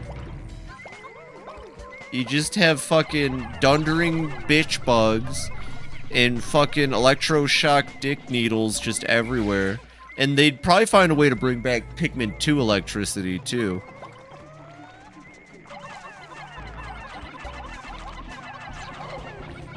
Yo, fucking Sacho said, I'm gonna punch you.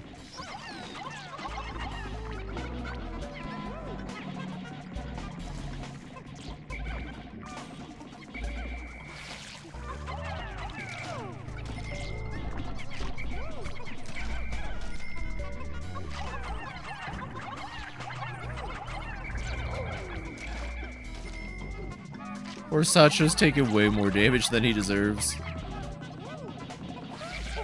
Well, that was a floor.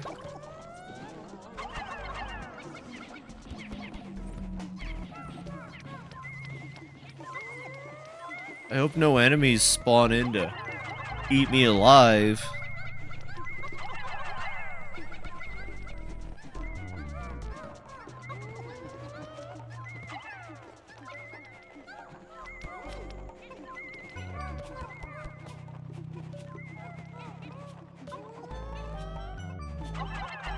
There's something over here, I think. Oh, I already broke that, apparently.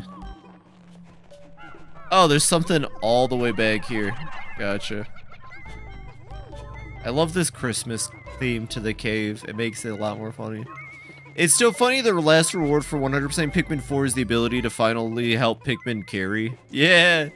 The reward for 100% is manual labor. Yeah, so this ability right here in Pikmin 1 and 2... the ability to do this, which has them just auto-carry anything they run into. This is your reward for doing everything in Pikmin 4, is the ability to do this.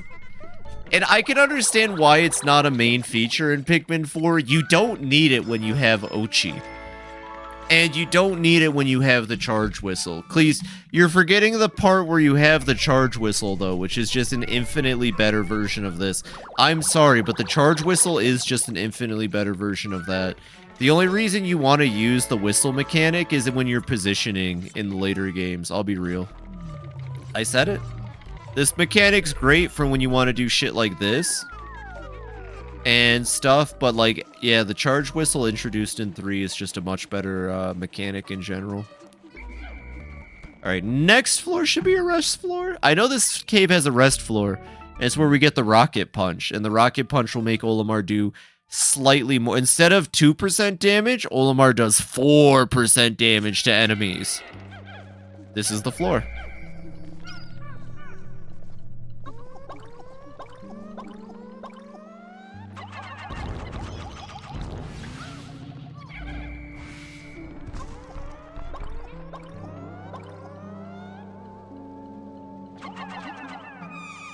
He knows nothing about Pikmin. You tell him, Phoebe. Thanks.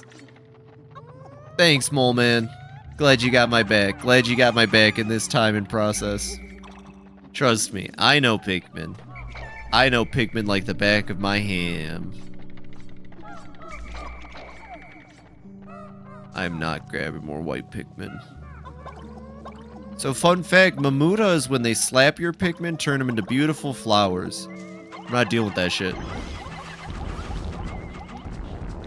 One of these Mamutas has a treasure for us. I think it's this one over here, even.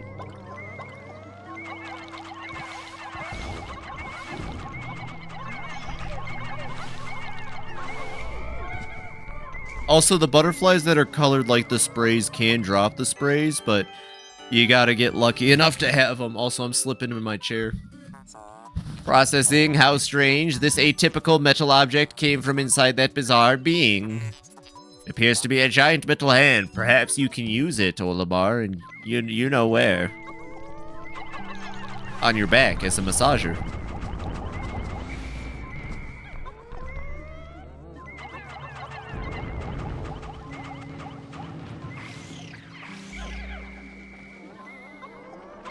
You know, fuck it, Swarm. Fuck it, Swarm. Oh, I got a butt spray too. Nice. I've got a lot of butt spray, which is good because I wasted a lot of it on that Bulblax.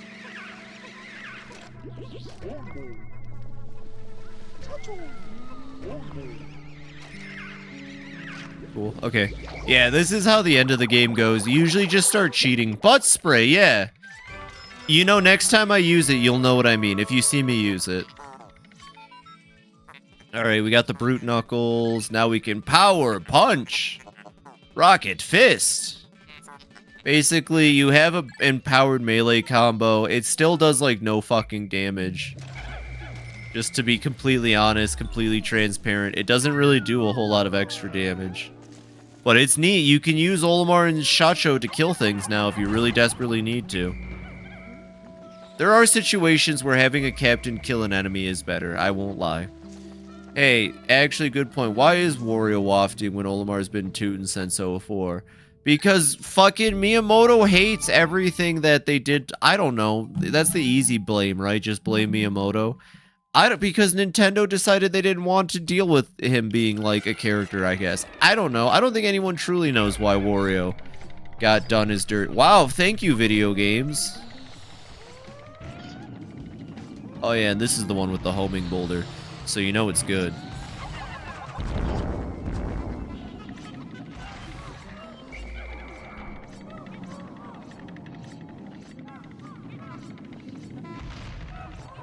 Very fun optics. Oh, and here comes a fucking Roman Bulbman just to come eat my Pikmin.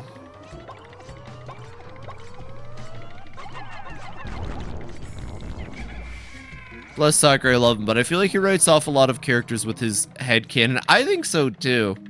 I think so too. I think Wario becoming a farting guy was all because of Sakurai and Smash Brawl. I think he looked at WarioWare Wario, said, okay, he's a degenerate, and then added the farting thing secondary. I'm not saying Wario didn't have a penchant for garlic, like, back in the day, I guess. But, you know, it's...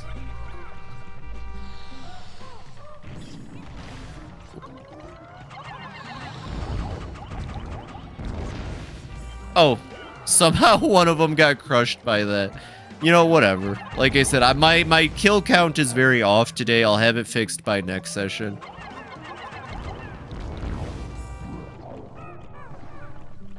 This is like the most bizarre version of this layout I think I've seen.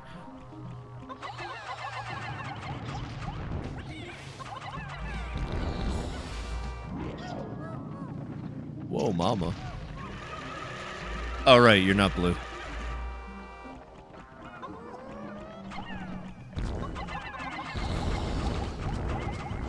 Got it. Okay. I don't even think I needed the blue Pikmin for this. I made a bunch of blue Pikmin just in case, and you know what? I think I honestly just ended up blueing myself.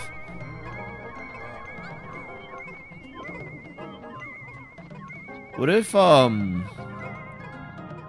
if they made another Punch-Out? Would anyone else want another Punch-Out, or is that just me?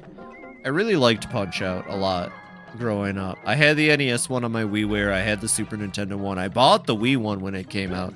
I obsessed over it for like a year. I thought it was the greatest game ever. But when do we get the next Punch-Out?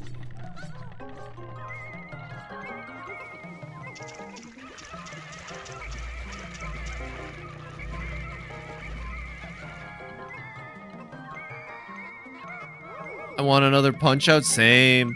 I love Punch-Out. I don't think they have to do, like, real-world stereotypes. I think you could make a Punch-Out game that's just goofy characters, you know? I wonder if Nintendo's, like, afraid of making a new Punch-Out because of backlash, which is, I understand, like, I get it. But they could just do goofy, like, Disco Kid wasn't making fun of anything. Disco Kid was just making fun of disco dancers, and then jazzercisers. And also probably dumb Americans, but like, you know. It's what it is.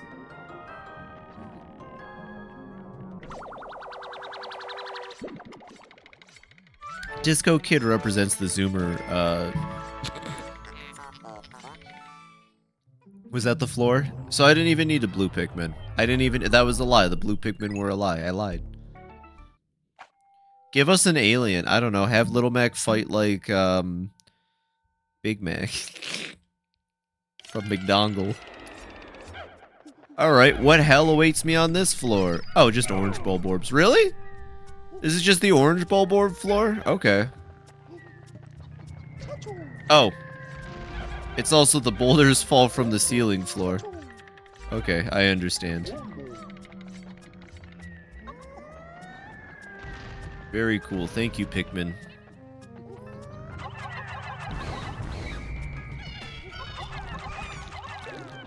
Oh, I didn't do it in time, shit. Oh well. That's 2 dead Pikmin. I mean, some of the stereotypes were funny. No, I mean, like, the characters themselves are funny. I don't disagree with that. But you just can't do something like that anymore. Like, I like Super Macho Man. I like Aaron Ryan. I like Bear Hugger. I don't think Canada has a problem with Bear Hugger, to be fair. I don't know, I mean...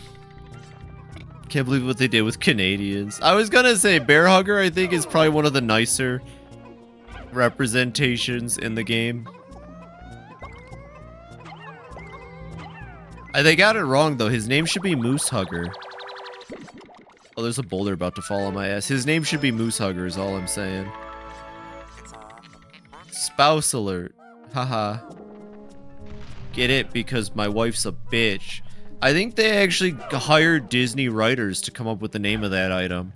I'm pretty sure, if I remember correctly, in an interview, they said, we love the Disney Channel, and the funny way they love writing about how they hate their wives and women. So we wanted to add this to the game. Currently shaking and crying with the mention of Bear Hugger. I'm sorry. Can we censor that? Streaming, wait, can we censor Bear Hugger? Thank you.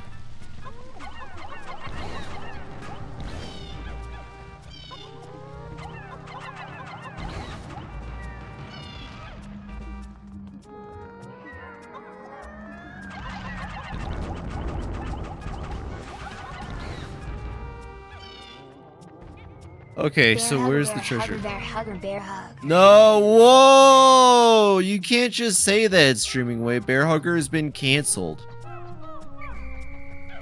It's fucked up.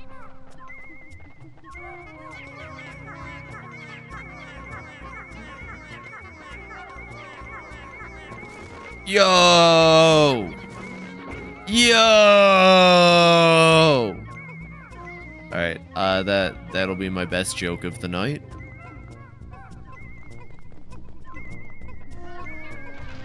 Good job.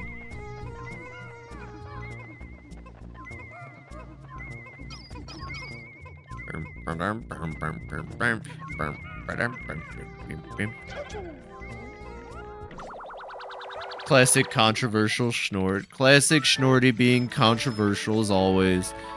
Classic Schnortonimo going to Schnortonimo Bay for the 50th time today.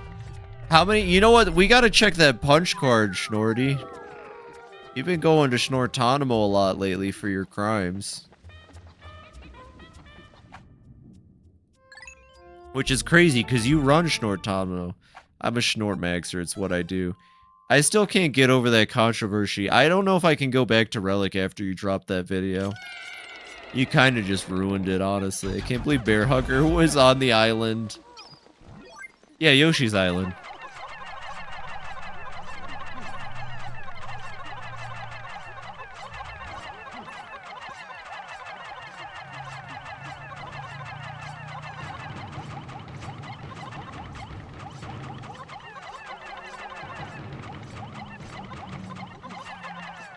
These poor purple Pikmin that didn't get up.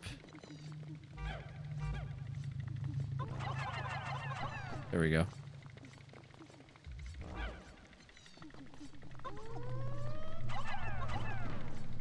One more. Just one more we gotta get up there. If you're wondering what I'm doing, the boss of this floor spawns children, and the children are some of the toughest enemies in the fucking game. Unironically, I know they die in one hit, but these will fuck up your Pikmin. Anyways, it's the Empress Bulblax with children. Yeah, you don't fuck around with the kids. Leave Sacho behind as a distraction. I think they target... No, they just target whatever's close. Okay.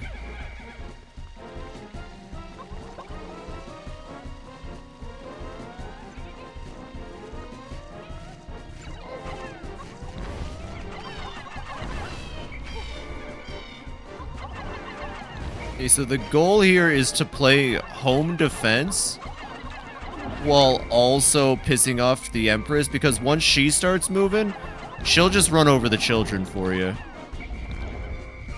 Oh shit, I just lost two. That's okay, she's gonna start killing the children. The fight's about to get a lot easier. There we go.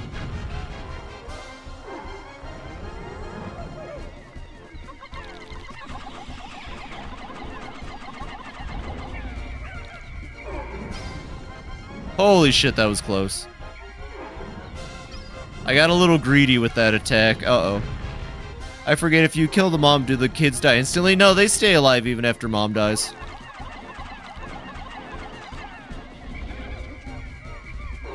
God, this fight is so uninteresting.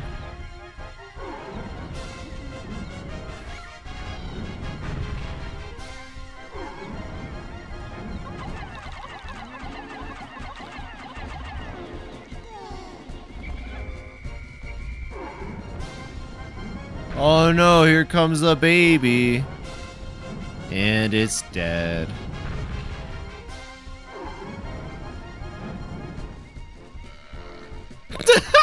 I missed the fart spray.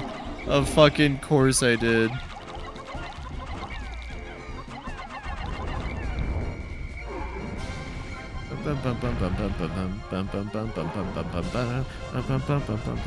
Someone's tapped out. These past few minutes would be wild, for sure. Mainly because all the snorting happening, for sure. Not because of any other reason. Okay, mom's dead.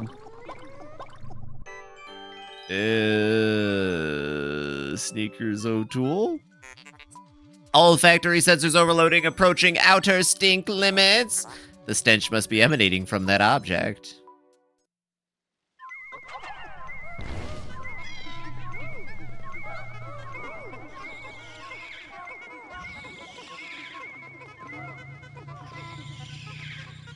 I like that nectar comes out of the kids. I think it's important to drink the child nectar for your Pikmin.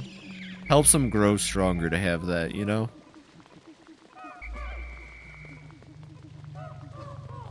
Well, that was a fun Frontier Cavern, I believe this one is called. That was good. That was a good time.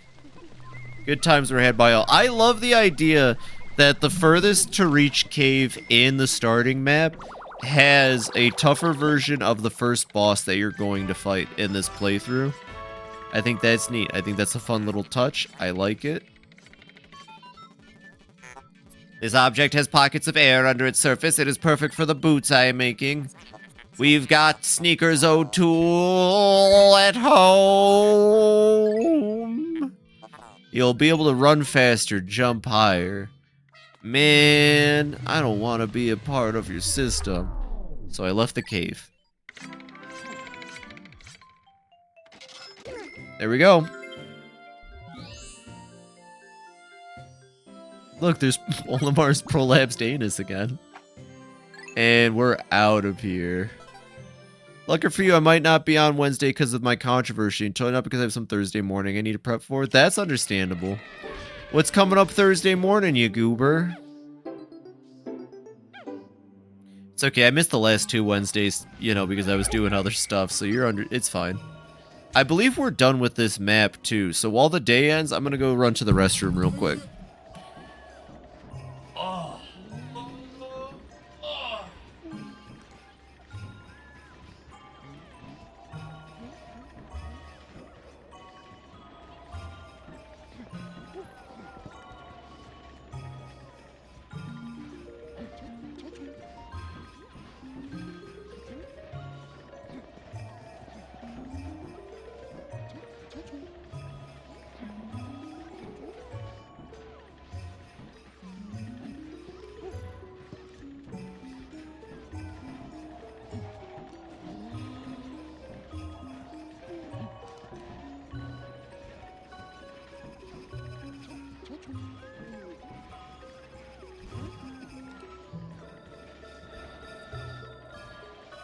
Wow, the day hasn't ended yet? God dang. Lucky for you, I'm a dog lover. That's what you meant to say. Job interview? Yo! Kick ass at this one, Schnort. I hope the job hunt in general has been going well. I know you had an interview, I want to say last week, so yeah. Of course, the one thing that sucks about having a job is that you gotta kind of make your stream work around it. But I know you'll figure it out. I have been for about 3 years now. And it's been great. Alright, well, we could end the in-game day. Let's go to sunset. Maybe I should take a quick 3-minute. Maybe I should take a proper break. I believe in you, though, Schnorty. What are you trying to get hired for right now? Just anything in general, or do you have a specific thing? If you live in a state where cannabis is legal... I hate that I always frown when I talk. Like, I don't like that it tracks my face as frowning. But if cannabis is legal, I would recommend a bud tending job if you can squeeze it. That's what I'm doing right now. Tips are immaculate. And it's not a hard job. All you gotta do is sell weed. But that's if you're into that stuff, because you also have to know how to sell it. And if you don't do it, that's gonna be kind of hard, I guess. Just like a little difficult. Trying to get back into software development, getting interviews again. Oh, that's way cooler. You have like an actual skill. You're not just like a fucking bum on society like me. Olimar, you've worked so hard. Your special bonus arrived today. This is the first, right? I bought the kids a few things they've been wanting, and they were happy, and so was I. You know, I'm still making good time on days spent, at least, compared to last year. Last year was 21 days. Which means I have 4 in-game days to clear the final map, which is totally possible. Oh, right! We're gonna have to spend an extra day getting purple Pikmin, though. Right, I forgot about that. It's time to make a bazillion purple Pikmin. We need 100. You need at least 100 purple Pikmin. Where are we at right now on purple Pikmin? 64? Okay, so let me think. That's... Actually, we only have to do this 3 times. Okay, that's not terrible.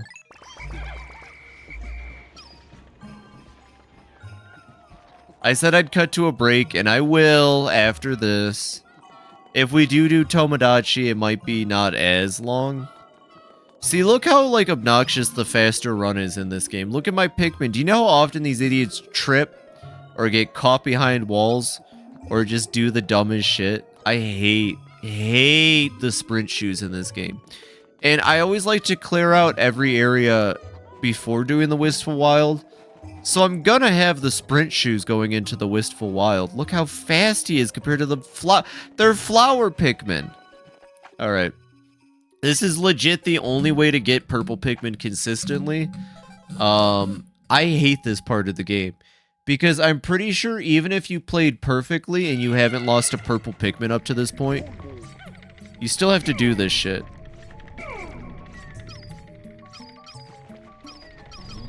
Where's the exit?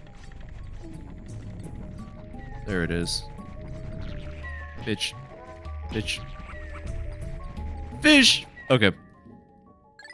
We gotta go all the way down to floor 8, by the way. Floor 8, just to do this.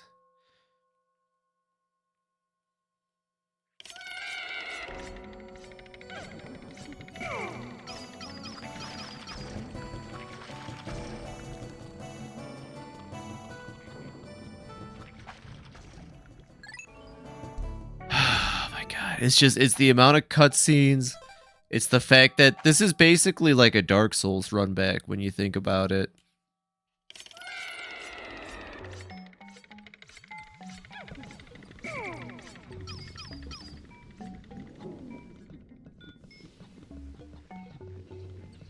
I was like, what's up with this floor? But I see it now.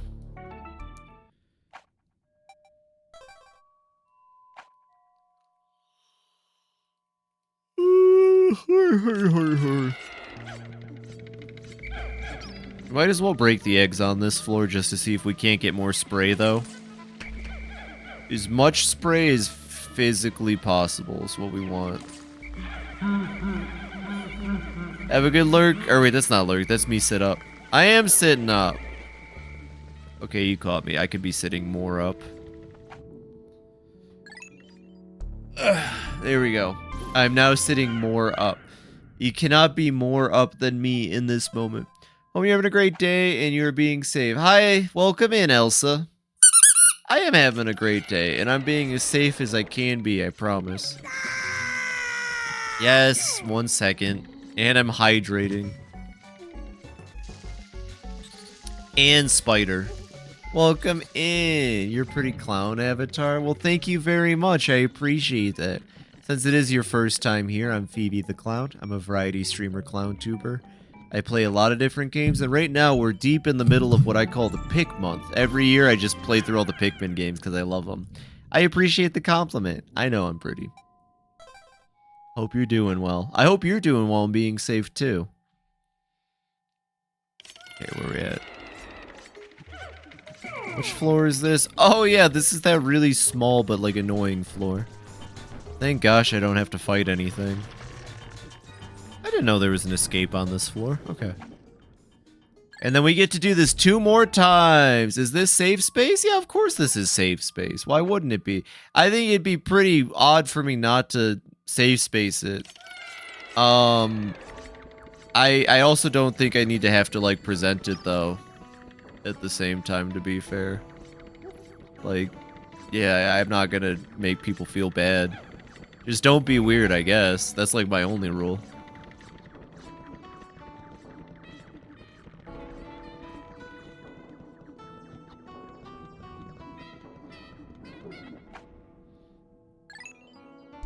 I was trying to think of an acronym. Never mind, I had a joke in my head. Here we go, finally.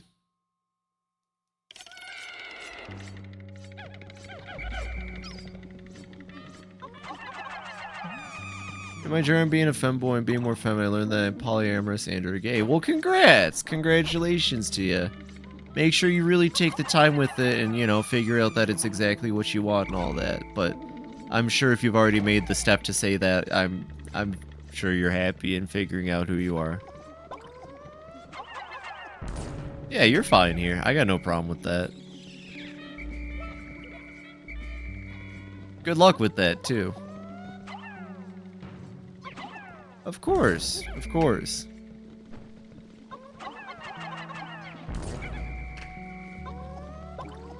Right there. And then 1, 2, 3, 4, 5. Okay, cool. Hey, and we got a spray for our troubles. All right.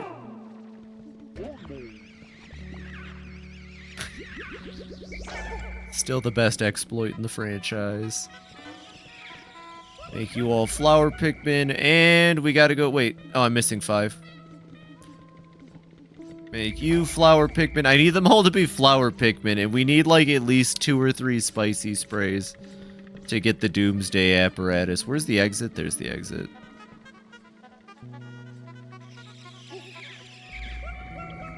Alright. Alright. Here we go, here we go, here we go. Ugh, I hate that you have to do this multiple times. At least it's not as bad as last year. I want to say last year we were down a lot more purple Pikmin than we are now. Just like a hell of a lot more purple Pikmin. Alright. You all go back in the cage. Have a good lurk, Snort. Take care. There we go.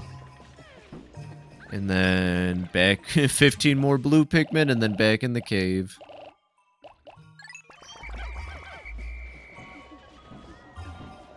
I got nothing to say right now. We're honestly just vibing. You know, I could just try to save all the Wistful Wild for next stream.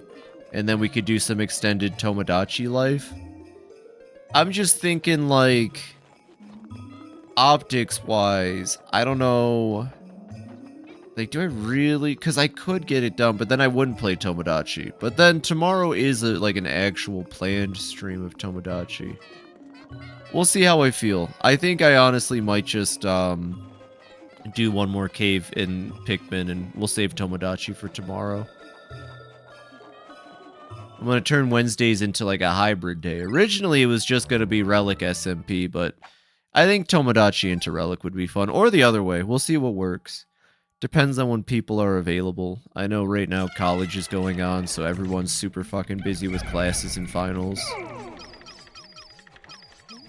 I'm so excited for this summer. Oh my god. Last year's summer streams were great. Like, I've been around long enough now to know the kind of, like, windows. And yeah, there's always a bit of a lull in the fall, and there's always a bit of a lull in the spring, and that's because, like, especially my audience, a lot of college people. College people actually care about their grades for some reason. You're all a bunch of weirdos.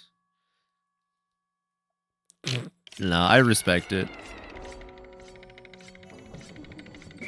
So, just vibing.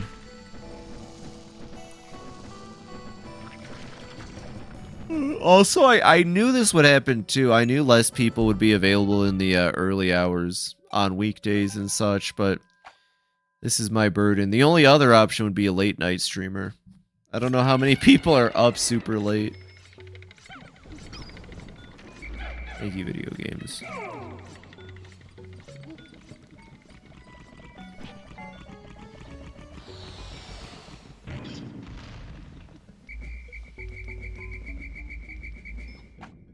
My god, my stomach's yelling at me.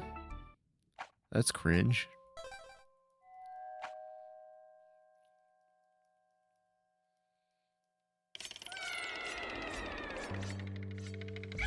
Ah, a nice calming rest floor.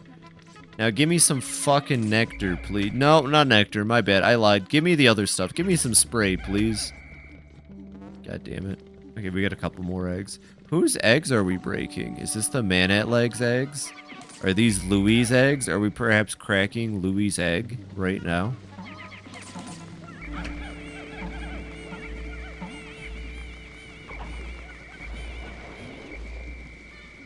Maybe. Game theory. The game has been saved. Did you know this place is called Subterranean Complex? Did you know why they called it Subterranean Complex? Because I don't. I find it quite easy. Ha! Ha! I'm losing it. I'm losing it, chat.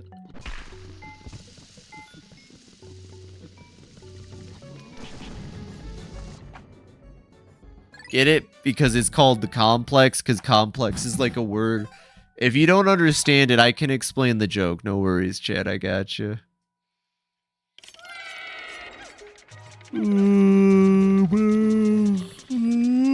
Oh, wait, that's the wrong way. I didn't mean to go that way. You all stay over there.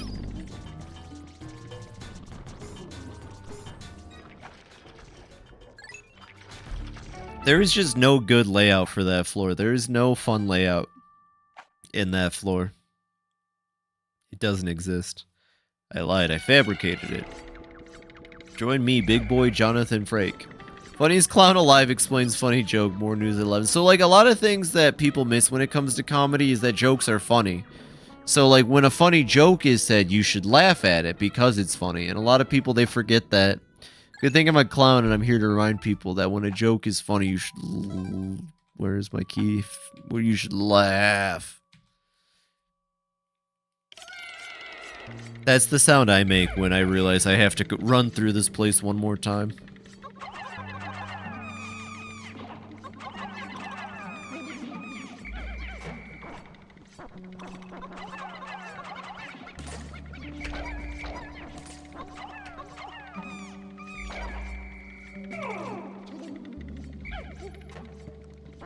And over here. Comedy isn't subjective. So many people forget to laugh and it's insane. That's what I'm saying. You tell the funniest joke in the world and they don't fucking laugh for you. Also, common misconception. Explaining a joke does in fact make... Yes, because once they understand it, they'll be able to laugh harder at it. Because if they didn't understand it before, this will help them appreciate it more. You're absolutely correct. Absolutely. I can't agree with your statement more. I'm glad you understand, Flux. You're probably the funniest person in chat now, if I had to be honest. Alright, one more run of this shit. Pikmin 2! People used to say this was the better game of the two. And like, yeah, it sure has more content than Pikmin 1. It sure does. Yeah, they call it the Valley of Repose because they didn't know how to spell Valley of... I don't fucking know. Shit. Come back to me in like 20 minutes after I've taken my break.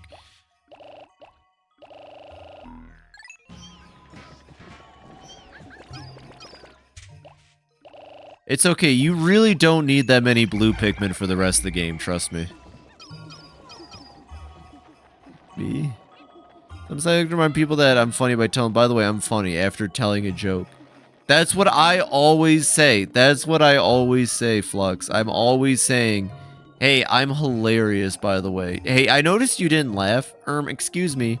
Am I the asshole? Am I the asshole? Hi, female, 29. I went and told a joke to my coworkers and they didn't laugh. So I explained the joke and then also made sure to remind them that I am indeed funny. And they just kind of scoffed at me. So I then actually came in the next day and that's the end of the joke and I didn't do anything to my coworker.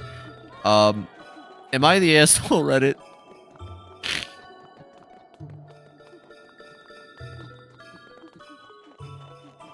It just makes me think of Tim Robinson.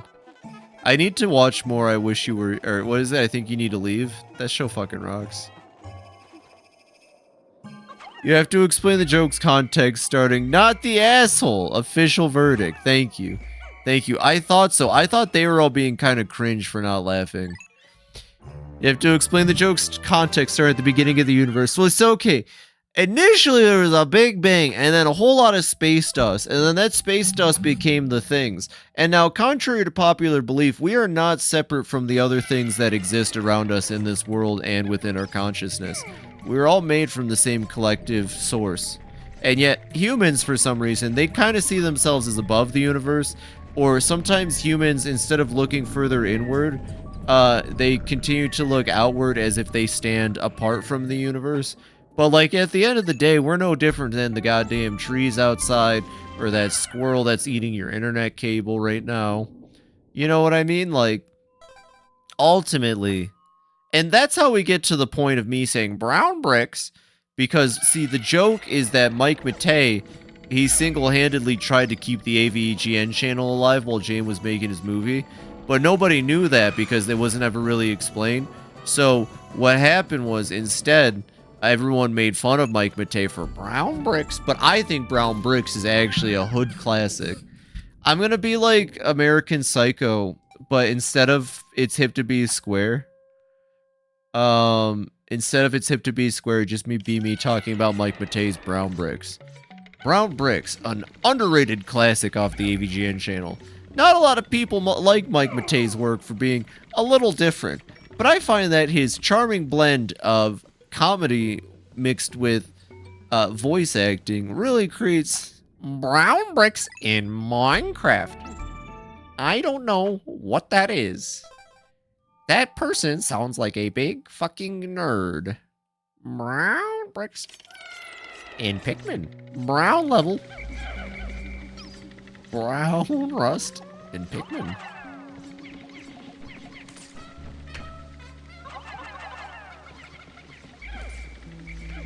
Wow. Come on, we gotta keep going. No time for nectar. I'm only breaking these to check for sweet, delicious spray. Wow. Mike Matei is my father. I love my daddy. That's what he would say. Who do you think calls who daddy? Do you think Mike Matei calls Inspector Gadget daddy, or do you think Inspector Gadget calls Mike... Do you think he just calls Mike from the FNAF movie? Alright, who saw FNAF movie 2? Hands up.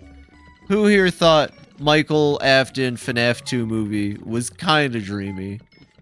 Because let's be real, he kinda was dreamy. I can't wait to see more of his goofy ass in the third movie. I heard they only got signed off for a trilogy. I hope they do more than a trilogy.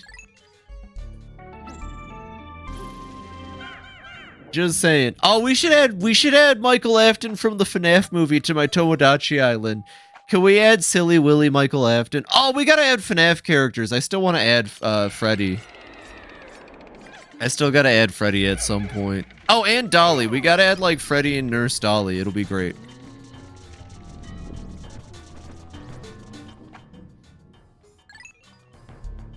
I can't believe you just said Inspector Gadget and glossed past it like it was something okay to say.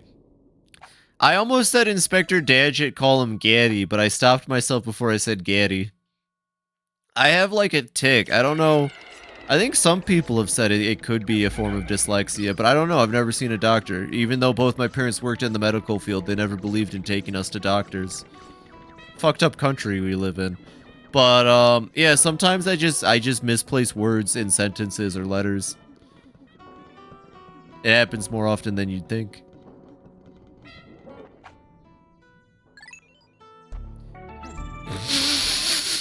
I'm glad you enjoyed Inspector Gadget.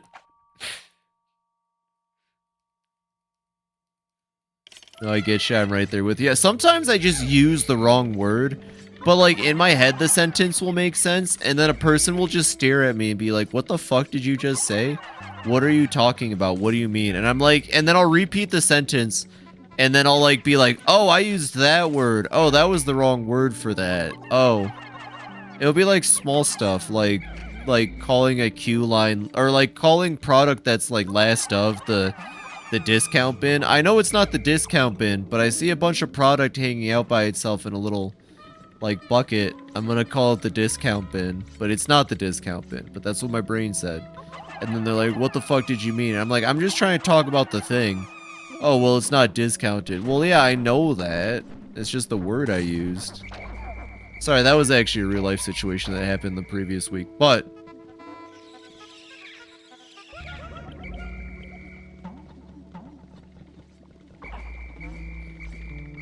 Okay, I'm gonna cut to a quick 5-minute break. We're gonna take this time to stretch, go to the bathroom, get some water. And when we come back, it'll be the next, it'll be time to go to the Wistful Wild. Yo, Freya! Welcome in, welcome in. I guess I can't cut to break just yet now. Dang. Came back and have completely lost track of this conversation. I don't even remember what we were talking about. The skulks are here to cause chaos. Welcome in. Yo, Schnorty Schnort. Welcome in. I just got water because Freya told me. Oh, I'll drink some water too.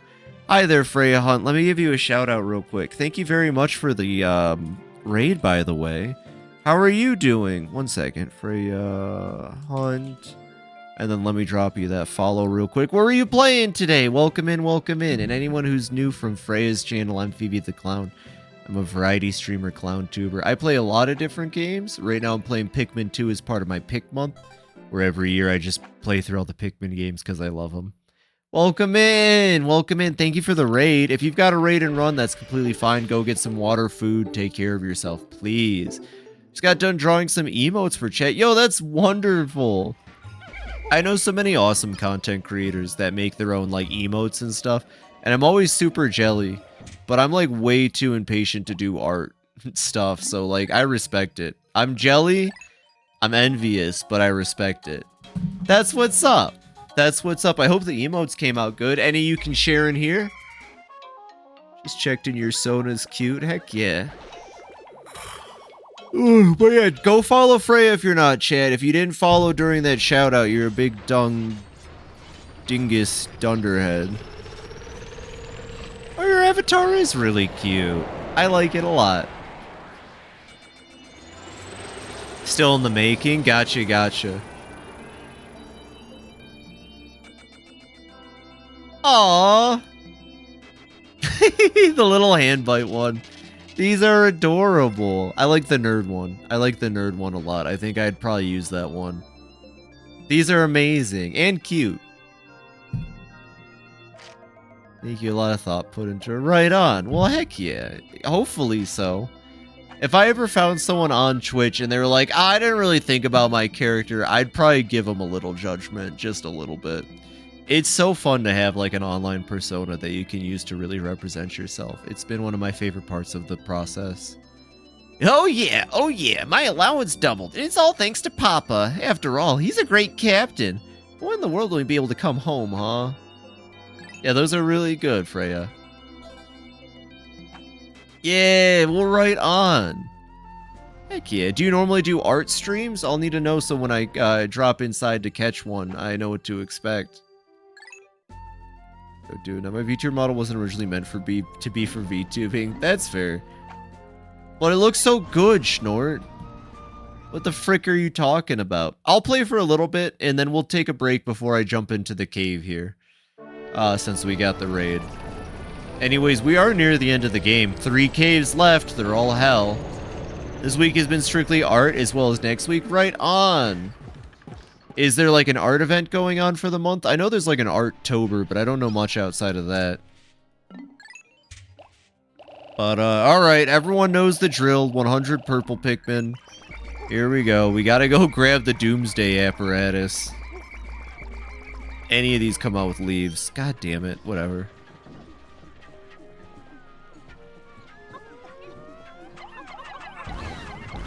Just gotta casually kill those real quick. Oh, he's dead as fuck. Get up! Get up! Yes, I know, game. There's a cave right there. I can see it. Okay, here we go. This is the heaviest item in the game.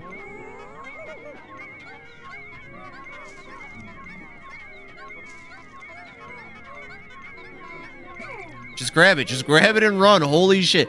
Oh, this is going to take 500 years. It takes them, I want to say, with spray, half an in-game day. And that's if you're efficient. So we'll see how they do. I can use this guy to kill himself. The music here is beautiful, though. I love this area.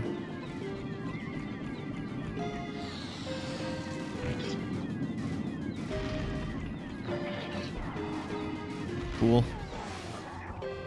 Did they already run out? Again.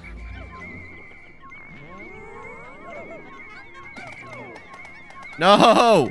No! No, you no! Why? Why? Stop. Stop it! There we go. Well, that was a waste of a spray for sure. Not much I could do about that when the Pikmin decide to be little dumb idiots. They do not want to listen. They aren't having it. No. They really wanted to bash their heads on some rocks. And you know what? That's respectable. I can understand that. Who hasn't wanted to bash their head on a rock before? You gotta feed them Pikmin snacks. No. I think we're fine to avoid the Groink for now. I mean, this Gatling Groink will roam the whole map, and he has a chance of just ending up at your spawn. He will do it, too, if you give him enough time. He will eventually find his way to your spawn if you let him. Welcome back, Petite. Hope you had a wonderful time at college today. Hope class went well. If you got any homework, I hope you kick its butt.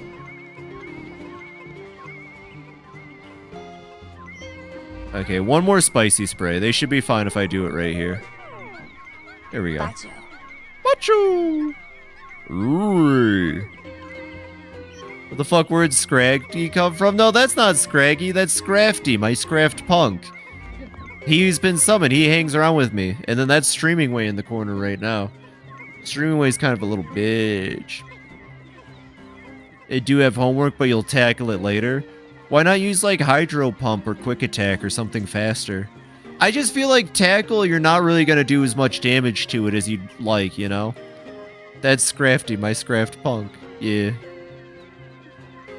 That's not what I said though, but okay.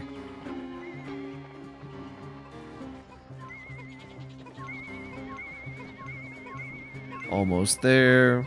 I like that this is the final boss arena from the first game. I think it's really neat that this map is just the last game's first two map, or it's the last map and the first map. You'll use Struggle. Should use normal gen, boosted licky leaky. You should use mouse hold. Use mouse hold fucking population bomb.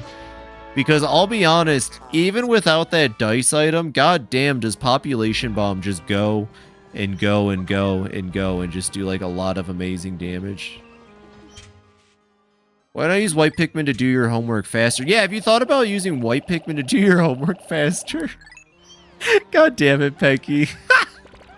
That was a good callback. Alright. So the cave is right there, and that's the last cave we're going to do. But I do need to go do some clearing real quick. We're going to use blue Pikmin for it. And then, yeah, we'll just keep an eye on where that grows. You know what? I'm going to leave Bacho back. Actually, I'll leave Oli Man back. And I'll have Bacho go. Low dice makes a hit guaranteed 4 times. Wide lens makes every hit 99 accurate. Right. Thank you for correcting me on Pokemon, as always. Yeah, I don't know. I just like mouse hold. I like using it with my Zoroark because Friend Guard is a really good ability. I would argue Friend Guard is kind of stupid because it just works really well to help keep my Zoroark out even if the disguise is broken. Because that's the thing, you know, like I have a good Zoroark, but its disguise gets broken and it dies. Like, the disguise doesn't last long enough, even if it's hit with a non-effective thing. Gotta dash, gotta get food. Alright, well, you too. Have a rest of your day, Freya. Have a good one. Hi, Mary. Welcome in. Fuck, this is taking too long. We're not gonna explore too much. We're just gonna do this side of the map. We're gonna save all that for the Friday stream. Ooh, I'm getting hiccups. Ooh, my apologies. The above ground on this map isn't too difficult. Her ass was really like, you're taking too long. They were taking too long. You're taking too long.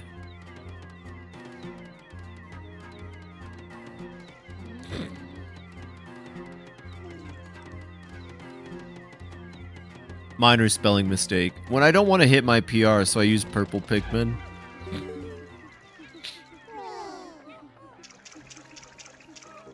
Sometimes you just want to move slow. Sometimes you just want to butt pound your enemies. You know, who doesn't want to butt pound their enemies? You know what's funny? His flame, I'm pretty sure, will still, like, work in water. And they will run around on fire in water.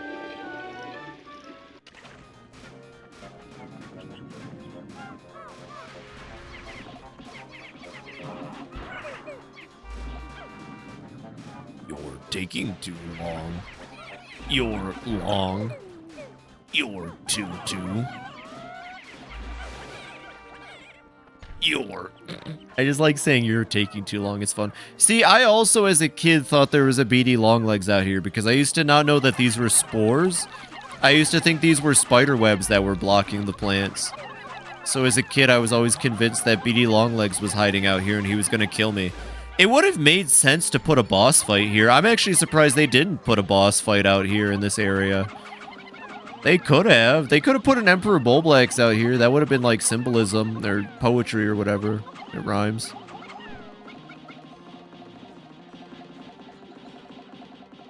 And now we just wait.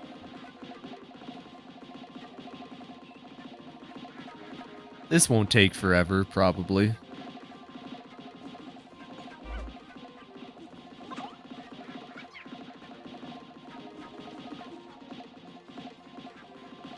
This is taking too long. Would have made sense to give you a tiny shovel to clean it up. Honestly, that would have been fun. Hi, Cleric, if I didn't say it earlier. I think I did. I think I saw you earlier. I can't remember anymore. It's been a long day already.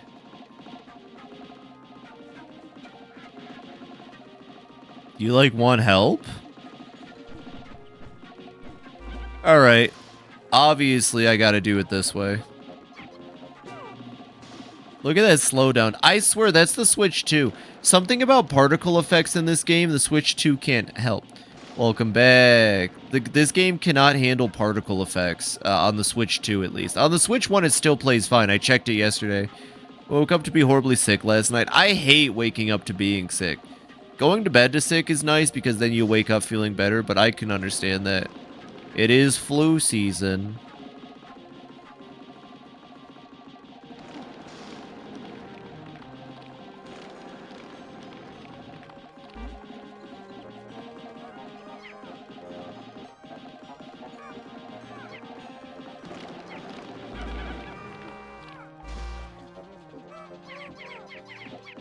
Okay, now this will go faster. See, look at that. Progress. Think it was the ravioli you had for dinner? Yeah, I can see it. Food poisoning, maybe? Just a little sick? Well, next time, make sure it's cooked to perfection. They don't want you to cook it to al fresco, or whatever the fuck his name, Al Pacino. You gotta cook it to al dente. Have you tried cooking to al dente instead of Al Pacino with your noodles? And look, the fucking whisker pillars are already out to fucking attack. Cool. We did it. We saved the plants so that they could be eaten by a gross invasive species creature. I prefer cooking it Al Capone. Yeah, but usually that winds you up in prison. Just saying. I'm gonna head out. Have a good one, Flux. Thanks for hanging out and chatting. I appreciate you. And I'm glad you came out of Loiken to say hello.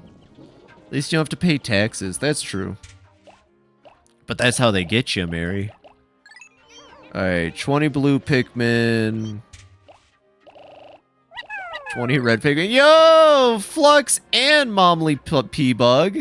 Thank you very much for the follow, both of you. Dang, I just got hit with a double follow. I appreciate the heck out of that. That was like back to back. God dang. Thank you, both of you.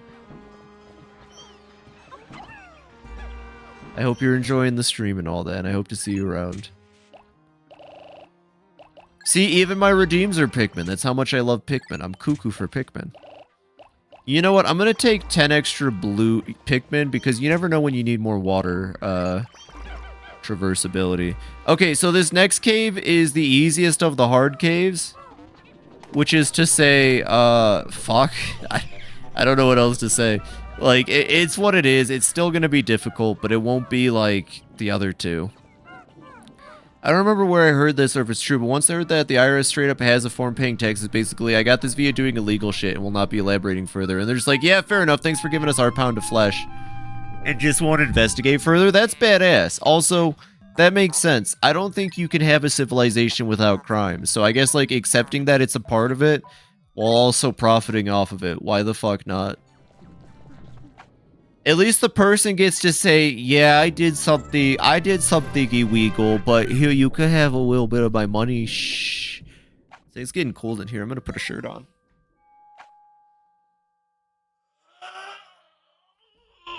Ooh, ow. I hurt myself on that stretch. that looks like hell. 1 second.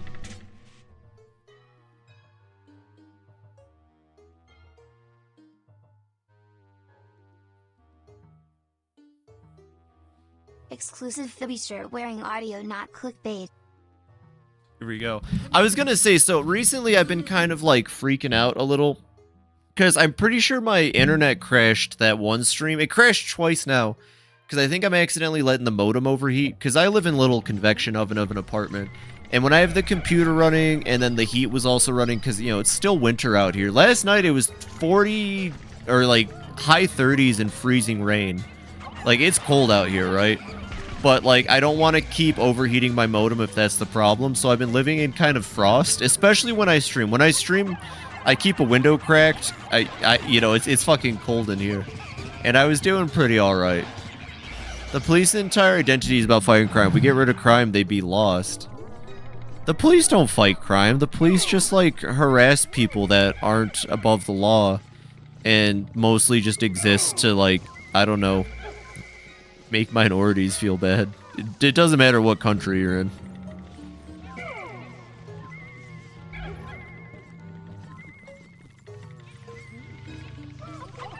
Also, I think there's still things cops could do if there was no crime per se. They're supposed to be civil servants. The thing is, we pay them to serve us, but at some point in America, at least, it got twisted, where they just kind of assume that, like, you know, they serve us, but we should be thankful. That's what it's turned into in America, at least. It's yeah, you pay us, and we serve you, and you're welcome. There should have never been that welcome. You're welcome. Like, there should be a you're welcome when they do something good, not just for existing. But they exist, so they think they deserve it.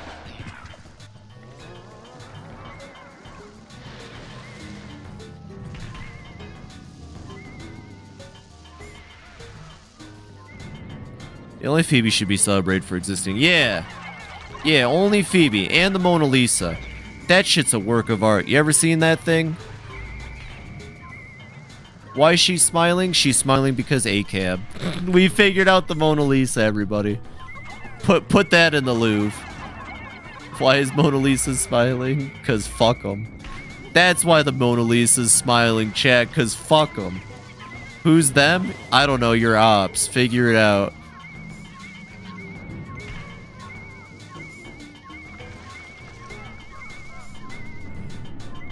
Oh, I ended up not cutting to break, huh? Damn, I guess I'll just have to keep playing. Even though I said I was going to.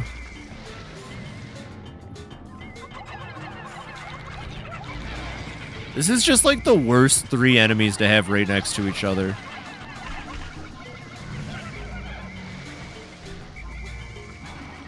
Oh, well, there goes some Pikmin.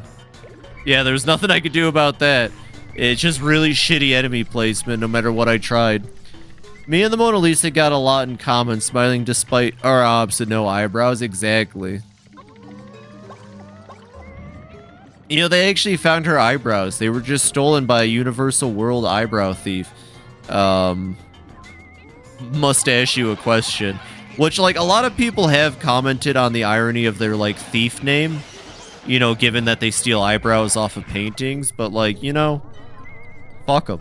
As the Mona Lisa once famously said, fuck them.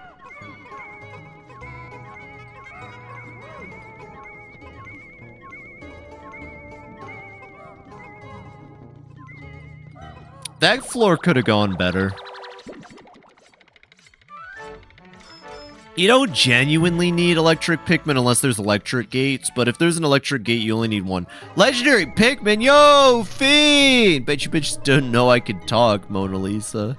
Well, yeah, I saw Night at the Museum. I'm pretty sure the Mona Lisa can talk.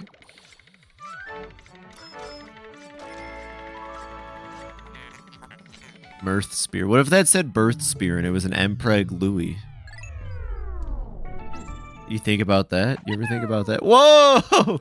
Zuzu the Clown, thank you for the follow! Thank you for the follow right after the Mpreg Louie comment. That makes my night. I hope you're doing well. Oh, sick. 3 fiery bitch blaxes. And then I get pied. Thank you for the follow. I appreciate you.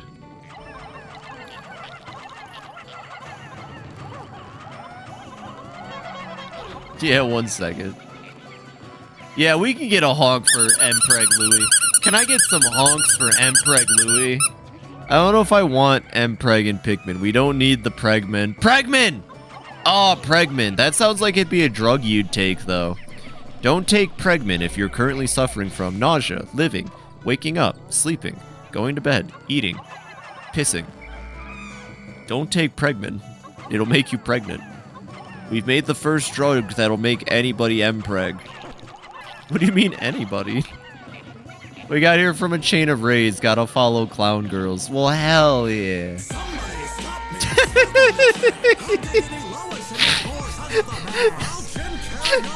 If I couldn't convince you yet. Yeah. Fuck off. Thank you for the follow. I appreciate you. Gotta follow the clown girls. Ah, no, not this shit. Really? Okay.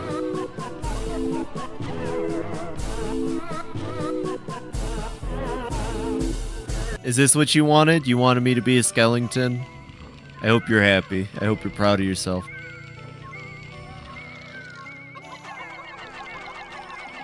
Yeah, I'm not fighting this thing legitly. Nah. The question is, do I have enough for the other two? Because look at the carry path. Yo, look at that pristine Pikmin carry path. Did you see how they were going to take it right through this one and the other one? Isn't that kind of badass? Oh, that one also had a treasure. This one, no, this one, all three of them had treasure. Okay. Fair enough. Cool. I don't care. I don't like Fiery Bowl Blaxes. They're tough to fight in this game. Everything I say has a big asterisk for this game because Pikmin 4, God, everything's so easy to fight and compare. Did you know that Oprah Zeb is also playing Tomodachi Life Living the Dream right now? Fun fact. How do I turn those off, chat? 1 second. Is it internet? No.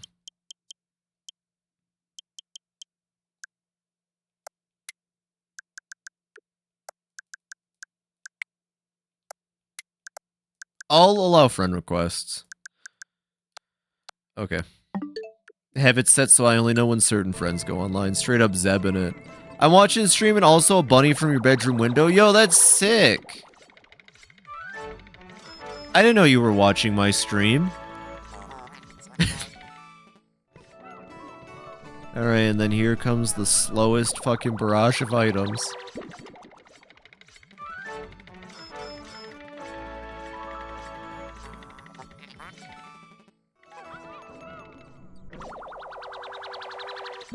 This is just a retextured Sagittarius from the first game. You can't fool me, Pikmin. Essence of Despair, yeah, sure it is. I'm only here to say Legendary Fiend in chat, usually. I know, I'm kind of amazed. Although I do like when you come in to rep yourself. That's pretty badass. Like, if I went into chats and was like clown time, I think that'd probably give me some mad respect. Just straight up clowning it. Oh, right, the fake rest floor. I was like, when do we get to the fake rest floor? I know it's this cave. Look, Chad, it's a rest floor. Look how safe this floor is. Look, there's a Mamuda. Mamuda means it's a safe rest floor. Mamuda means it's a safe rest floor, okay? It's a safe rest floor. If I just said Schnort occasionally and nothing else, I mean based. Fuck yeah, I'm here for it. Say less. Honestly, say less in my chat, please, Schnorty. Please, Schnorty.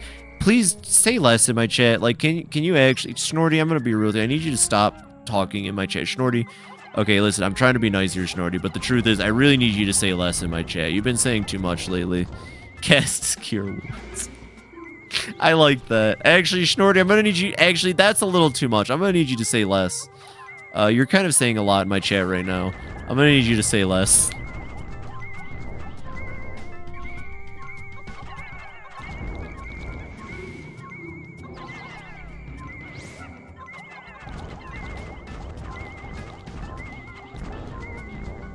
Safe rest floor.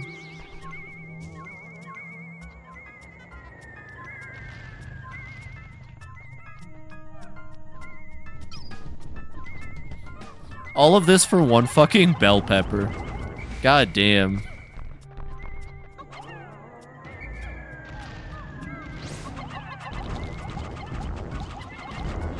All of this fucking effort for one goddamn bell pepper. There might be a buried treasure, honestly. They'll be fine. Alright, thank you, Schnorty. Schnorty, you don't have to listen, Schnorty. You can type out as many ellipses as you want. No, I'm gonna need you to say less. I'm gonna need you to say less right now, Schnorty. Oh, thank you, Mary. Mary said less. We're all good. The karmic tithe has been repaid. I'm gonna go grab some water. I also want a bell pepper. You can have one, sure.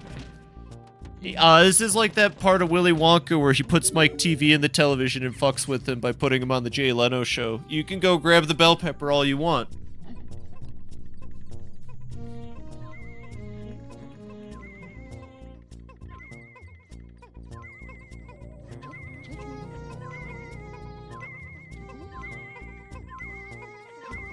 He goes, why don't you...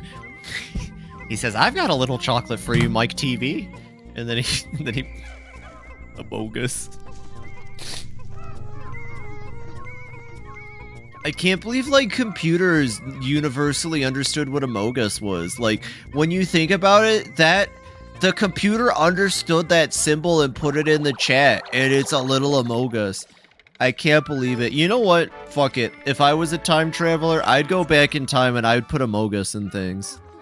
Wouldn't that not be, like, the best use of time travel? Someone tell me I'm wrong. Someone tell me going back in time and just adding Amogus to things wouldn't be, like, the funniest shit in the world. It would be so fucking funny. You know it would be, too. Go back in time and teach Beethoven how to do, like, the you know what I mean? Like, go back and teach that to a famous composer and watch them make, like, a whole symphony off of it.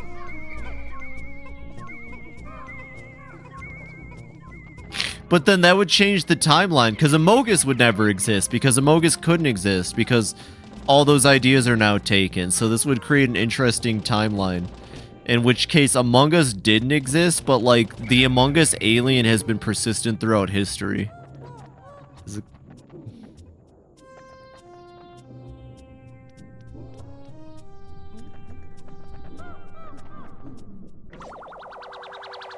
Yeah, thank you, Schnorty.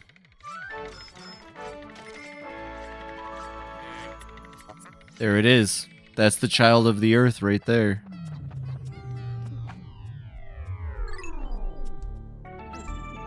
You know, recently, or not recently, like, I don't know, just off the top of my head, I've been thinking about Hypnospace, like, right now. Never mind. Now I'm just remembering that Mr. Kitty song. What's the Mr. Kitty song? I've never heard of that. Never heard of it.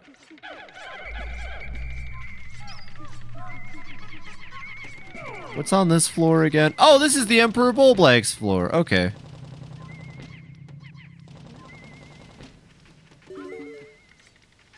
Can I also be a child of the earth? You sure can. Actually, I am a child of the earth because I'm born on Earth Day, but you can also be a child of the earth. Look at that, chat. Cream. Milk tub, even. Okay. So this floor is actually pretty easy, I won't lie. All you really need to do is just keep, like, one Pikmin on you. Trust me on this.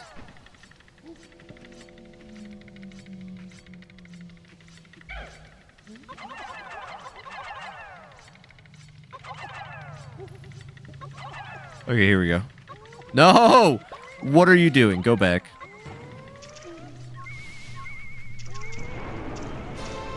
Oh no, he's gonna eat my blue Pikmin. Don't eat my blue Pikmin. Oh no, Mr. Emperor Bullblax, don't eat my blue Pik. Oh no. Get him, dingus. Oh yeah, you're fucked now, Buster. Alright. Oh no, don't do it. Oh, he ate all three of them. Jesus Christ.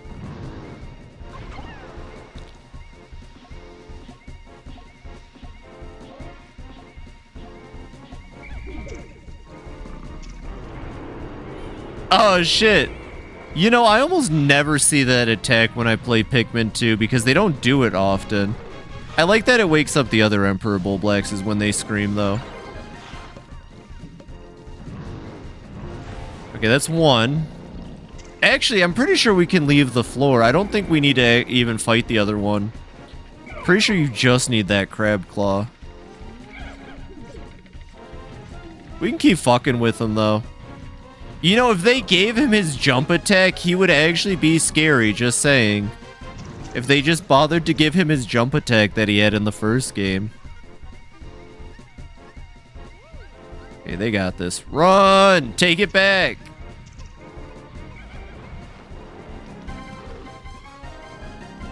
There he goes.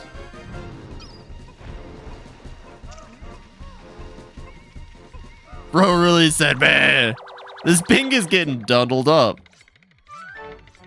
That whole album is very merry core, the album being Time. Gotcha. I missed a couple chats. I was too in the gamer zone killing these Emperor Bullblaxes.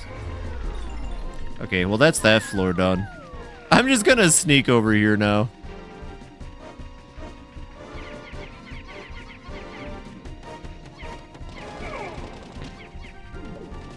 Oh, it's okay, buddy. What's he doing? What are you doing? Hey. Was he just going over to where the other one screamed? Interesting. I got this floor, right? Yeah, that was that floor. You know what? This Emperor Bullblax gets to live. Watch her swoosh right in. Swoosh, swoosh. I tried rewatching that like a month ago, and it's tough. So a lot of those jokes do not land or hold at all. Other parts of it are great, though. Okay, so I lost a lot of yellow Pikmin earlier to that explosion. Thank God for late game caves, because they always have like exactly what you need.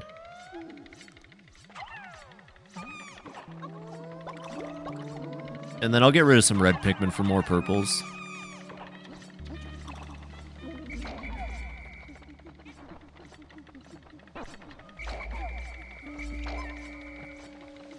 Okay, I think this is the only rest floor we get until the end, so, you know, appreciate it while you have it. I was gonna say, I'm pretty sure there's a glint bug in here. 2 glint bugs, even. Cool.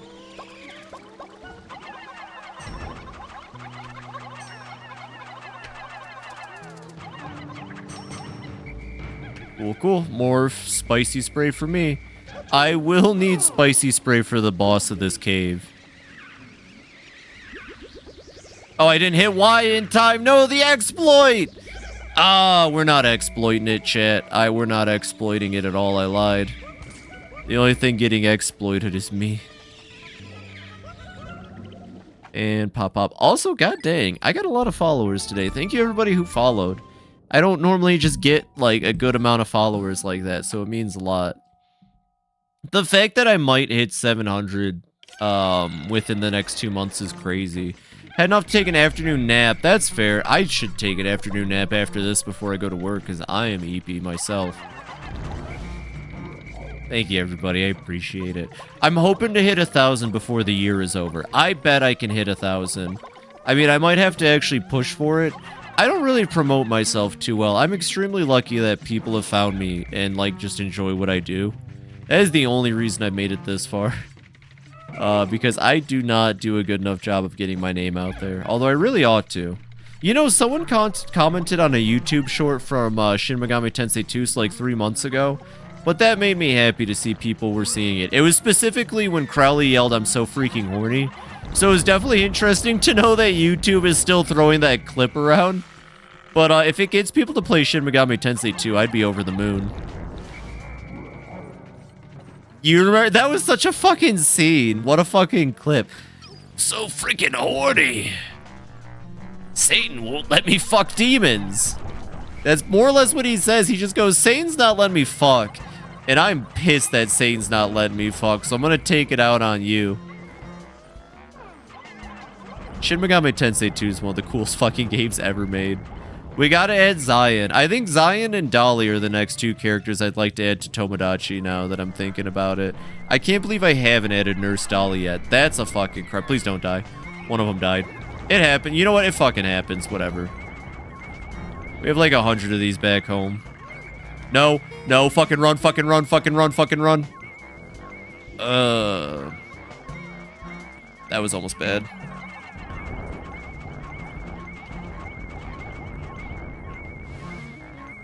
Okay. Blue Pikmin, because they'll get this done faster. And then maybe yellow Pikmin for the electric gate, but I don't think so.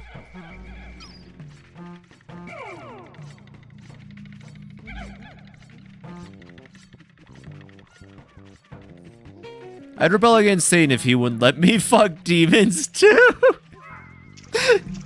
I guess that's fair. You probably would have had to go there on Lucifer's orders if you sided with Satan. It's so crazy how much Shin Megami Tensei 2 reminds me of Fallout New Vegas. Like, even though it doesn't have the open worldness of New Vegas, like the way the storyline structure and the factions work reminds me a lot of New Vegas in like the best way possible, you know? Very ahead of it. It's very ahead of its time, 100%. I would argue Shin Megami Tensei 2 is an incredibly well-made RPG that gives you a lot more options than you would expect for a game of its time. Has a lot of very fun writing, very cool characters. I'm curious. I did say next time we play, we might go the law route.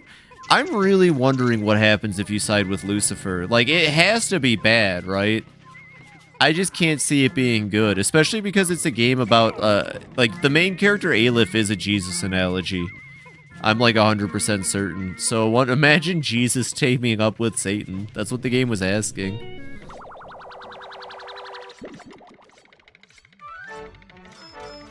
Of course, he also said no to dear old dad, but, you know, what are you gonna do?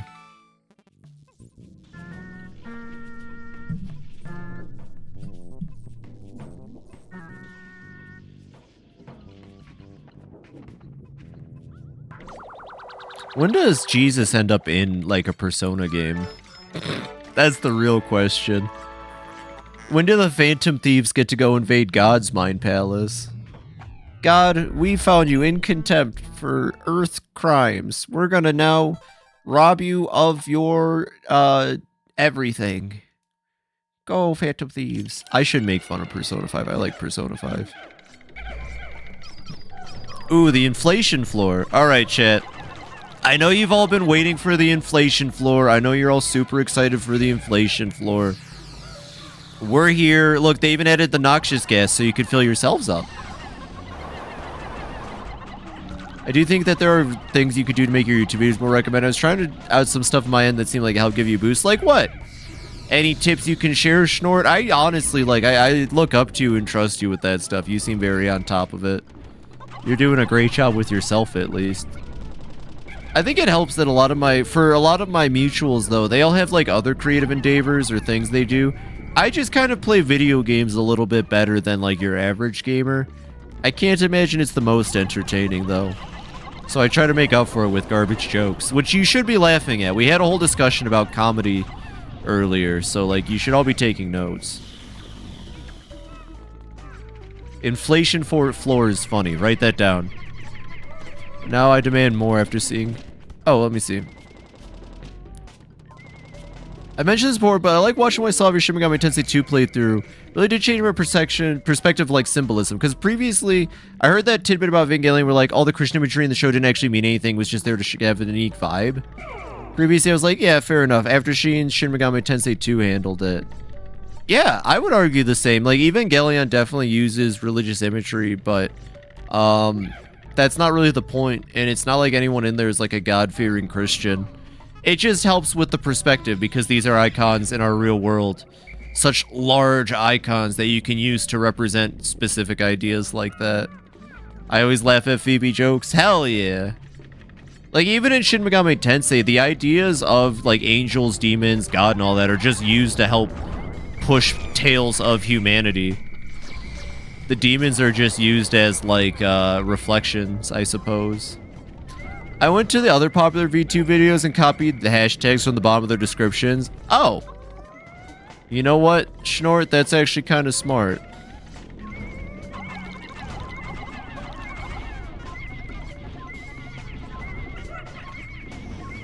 Like, Lucifer could easily just be like evil John Business, and the game would still work.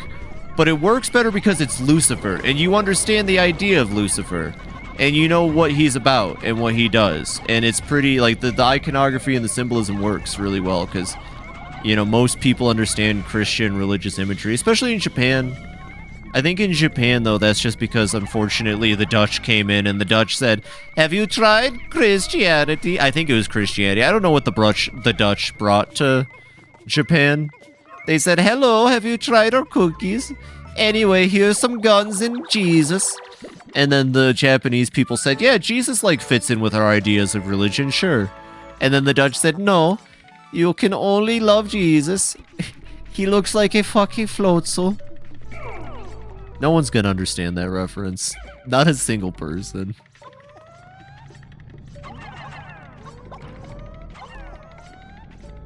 And then there's Aleph and what's her name making up the Messiah archetypes. Yeah, well, Aleph specifically is Jesus. I'm very convinced at the end of the game, when you see his mother fly around, she is Mary. She's symbolism for Mary Magdalene. She had a virgin conception. Because they like put Aleph in like a lab facility. And yeah, you know, Aleph was like the third or second coming, and it was up to him to dish out judgment on the world. And I think that's neat. Of course, that's not one-to-one what it was, but that's how you can interpret it. That his mother character, I don't remember what her actual name is. I'll be honest, I forget what we called her. We called her Phoebe. I forget her actual name, but yeah. And none of that is spelled out explicitly. Yeah, it's all interpretation. Games with interpretation are great. Like, that's just my interpretation of the game based off the ending. Specifically, based off the part where the girl character turns into like an angel and flies around for a bit. Oh no, my bad. She specifically transforms into a statue of Mary Magdalene at the end, I think. I might be misremembering, but she transforms into a statue, and I interpreted it that way. Shinto and Christianity do not mix. Buddhism and Christianity do not mix. Converts existed, but it was something really added into the culture. Easily added, yeah. And so, like, a lot of RPGs tend to be, like, honestly, especially in the 90s, RPGs were, like, weirdly used as, like, a reflection of, like, their interpretations of other religions, specifically Christianity, in a lot of ways. It's interesting. But I won't lie, the Christian/Catholic mythos does make for some of the most gripping fiction in our current reality. Like, you tell me the ideas of Lucifer, Satan, the angels, Apocalypse, the Four Horsemen, Adam and Eve, like Noah's Ark. Tell me that shit isn't cool. Because as a fictionally told story, it's cool as piss. I'm gonna be real with you. Welcome back, Pyro. I'm just talking about religion and probably pissing off people who already hated my existence in the first place.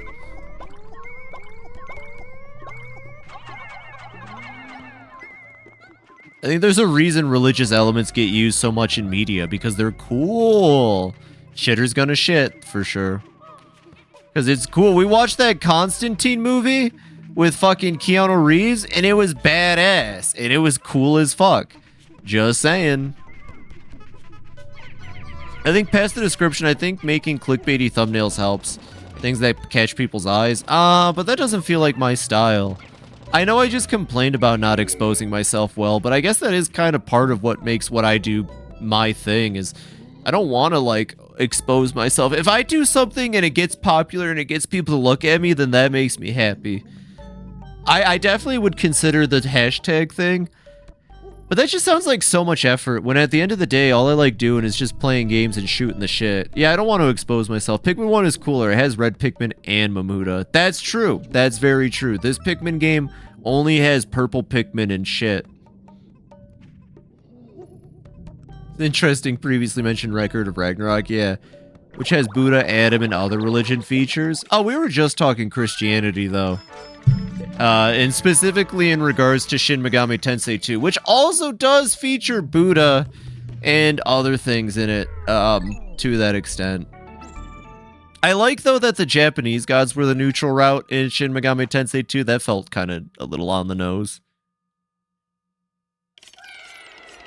Because to me, the neutral route always feels... Oh, this is the 50 Bulborb floor! Alright, chat. We have 50 Bulborbs, and for some reason, they threw in a Gatling Groink to piss me off. This is the 50 Bulborb floor. This is what I'm talking about, though, when I say that Pikmin 2 caves suck. Listen, 50 Bulborbs is neat. 50 Bulborbs is not a fun cave, Nintendo. It is a fun idea that I would see in a ROM hack. It's time. She's in as well, but only the manga. Damn cowards.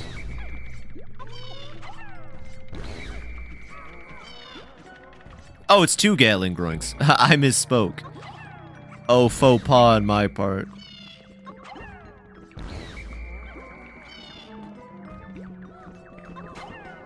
It'd be funny if they killed themselves, but I don't think they can.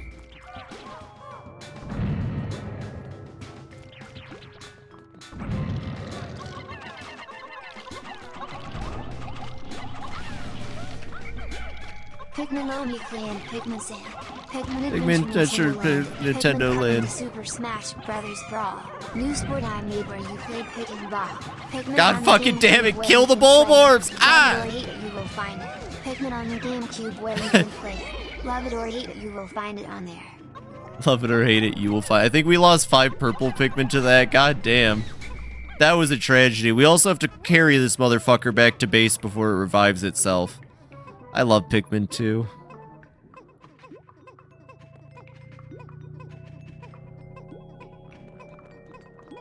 The worst part, neither of the Groinks even have the fucking treasure for this floor.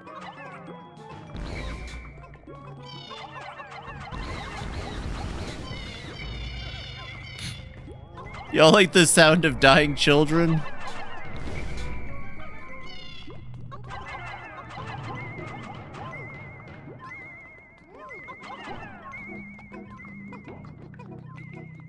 Oh yeah, they got it. They'll get the Groink back in time. I want to say there's like a weird cat bobblehead item on this stage. Maybe I'm misremembering it. Maybe I'm misremembering it.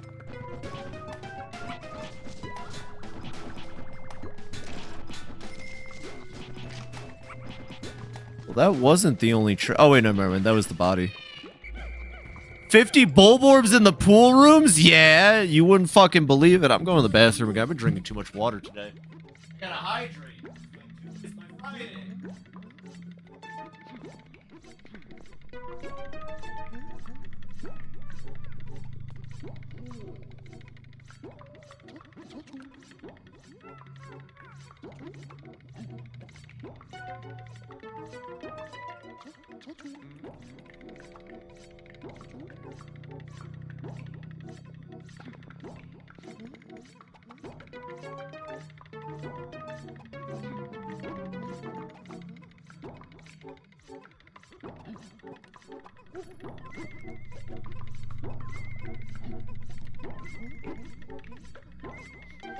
I return again. You know what? I want to tell the story again. I told a story earlier today. It was from yesterday at work. And I got to tell this story again because there's more people in here. And I think people need to hear this.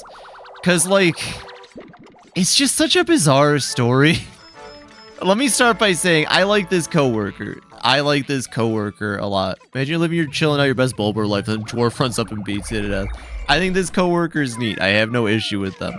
But they came up to me and they started the conversation by being like, hey, so I've got like this group of friends and we're all hackers and we all do like, you know, like hacking. We look into websites and stuff. And I'm like, okay, sure. Yeah, like I believed him. Sure enough. He's like, yeah, we're always like doing stuff. And, you know, today my friend sent me this thing they found in like the IMDb backend. And I'm like, okay, sure. What did you find in the IMDb backend?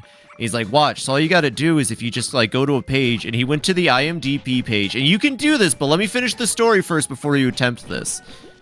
He went to the IMDb page for the Mario Galaxy movie, and he went into the URL, and right before the word IMDb on that page, he typed in play, so it was, you know, www.play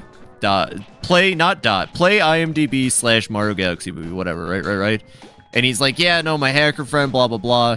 And he shows me, and it's real. On his phone, it's real. It works. He goes to the link. It takes him to the Mario movie, the whole Mario Galaxy movie on the internet for free to watch.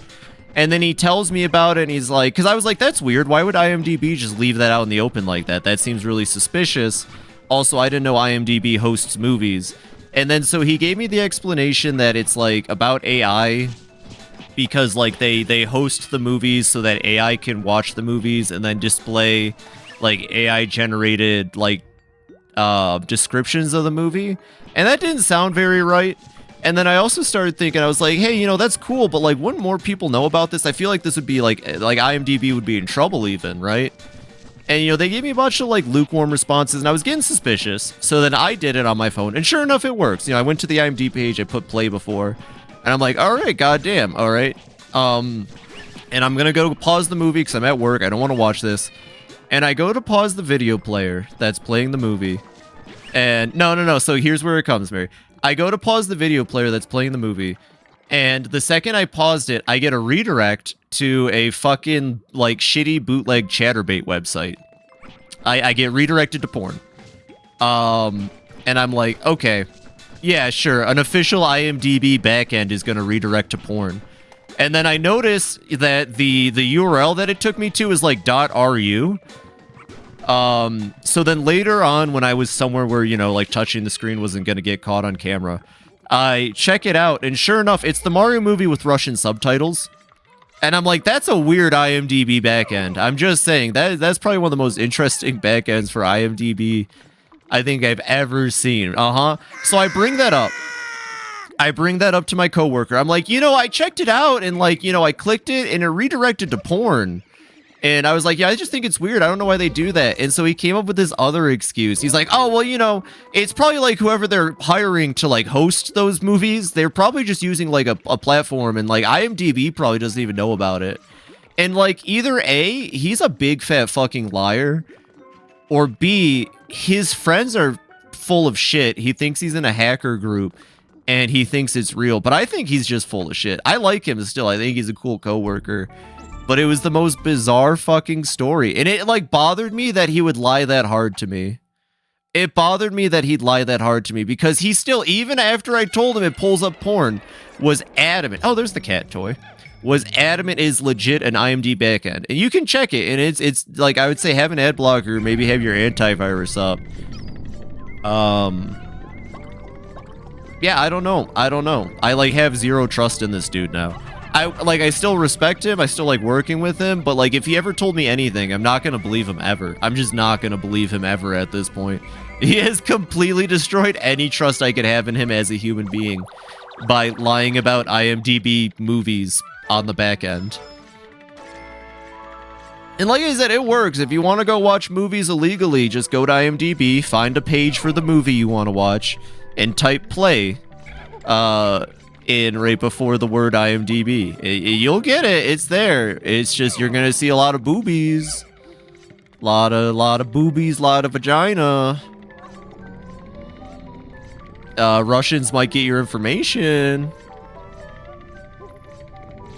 So you're saying there's no downside? Well, I mean, like, yeah, honestly, they probably already have your information if we're being fair. I don't know, like, part of me is pissed. Is it okay for me to be, like, a little upset that someone just tried to lie to me that hard? Because, like, I think I've told the story a second time, and last night I was, too. It, like, put me in a foul mood. I'm like, they either lied to me, or they just, like, boldly told me something and believed it. And either way, that really hurts my opinion of a person. That really hurts my opinion of a person. Oh, those Pikmin are dead as fuck. You know what, we're resetting the floor. We're resetting. I'm not letting that happen. I mean, lying is pretty fucked up. And they were adamant. I didn't catch them, per se. But I tried twice to ask questions. I was like, why would IMDb do this? Blah, blah, blah. Oh, blah, blah, blah, blah, blah. AI. Okay, why did it redirect me? Oh, yeah, blah, blah, blah. It's like, okay. Either they're adamantly BSing you, or they cannot admit to being wrong. Yeah, no, it's bad. It's bad optics. It's bad optics.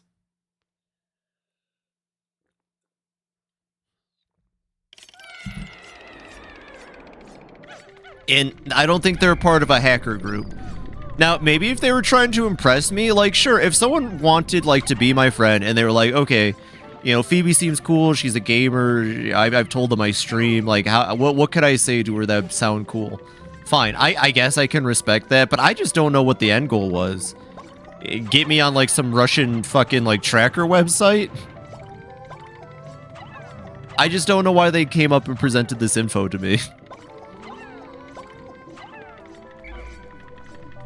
Ain't a good look, Chief, yeah. I mean, they don't really talk to me too often. They're one of the managers, so, you know. Now I'm remembering Hacker Deltarune again. What's Hacker Deltarune? I'm kind of curious. It's just like, people who call themselves web hackers, you know what I bet they do? I doubt they're web hackers. You know what I bet they do? If anything, I bet like once or twice they've pressed F12 on a website and inspected the page. At most, they've probably pressed F12 and inspected a website page. And then one of them found this illegal website and tried to pass it off as, oh, I found it in the code of IMDb. Now I am insulting it. I'm sorry, I am a little pissed about this whole thing. It's like, I don't know how to feel. I don't know how to feel. The whole situation's got me just like in this fucked up like mood where it's like, kind of fuck them for lying. Fuck chat, I'm all fucked up chat. Shit's fucked up chat.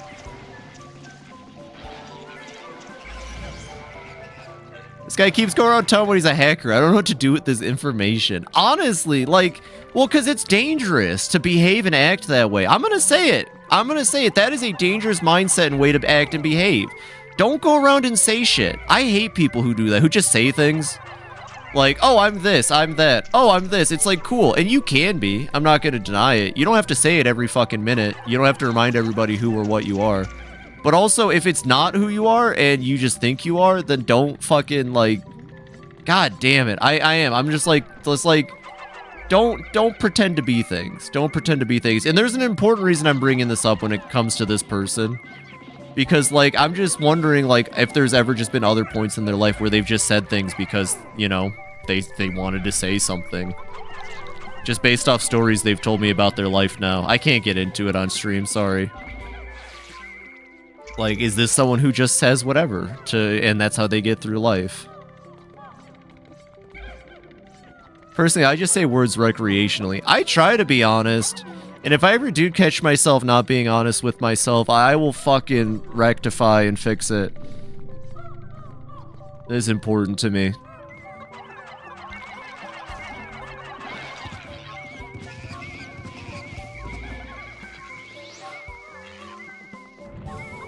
Anyways, yeah, did you know IMDb has a secret backend that I found? Hi, everybody. FBI hacker clown here. Did you know there's a hidden IMDb net web you can find? If you back-end me right now, I'll play the Mario movie. You can go see the Mario movie for free. Listen, I'll show you a back-end, and then whatever happens next, we might go see the Mario movie.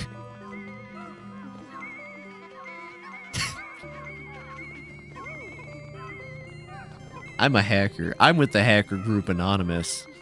I'm with Anonymous. One time, we breached the iCloud, and we created the Fappening.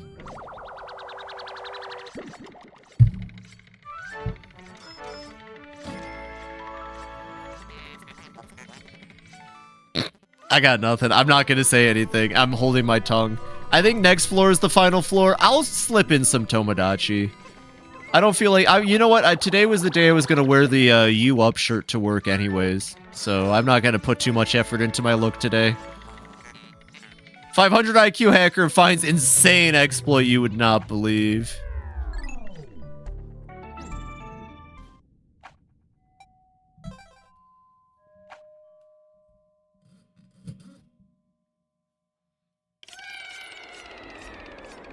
Alright, so this is one of my favorite bosses in Pikmin. The fact that this boss did not return for Pikmin 4 is an actual crime against humanity.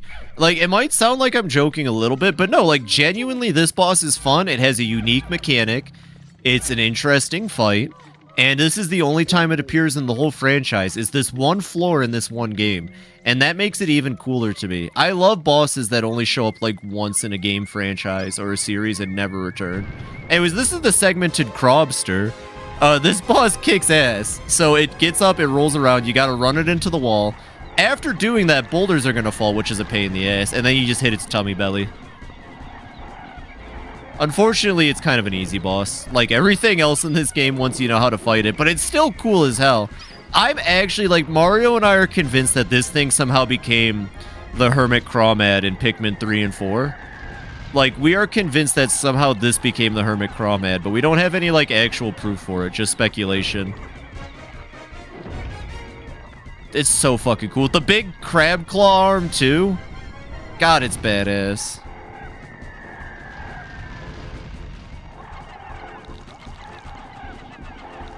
It also makes really weird noises, but it's dead.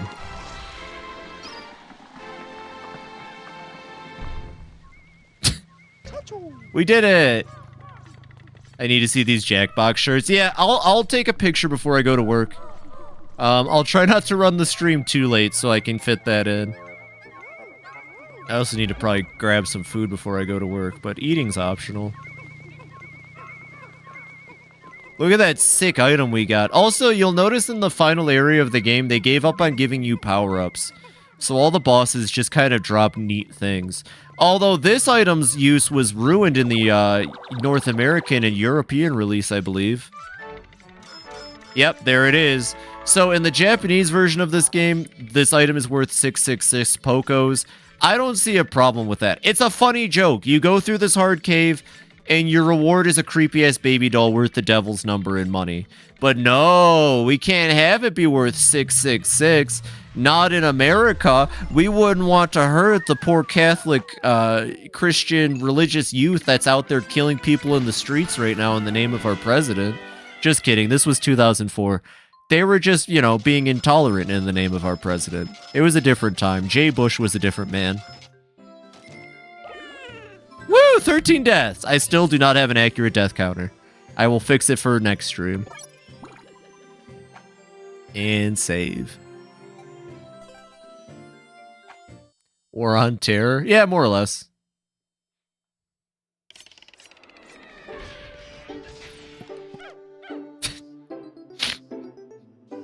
But he wasn't telling people to go out in the streets and shoot people. That's our current president.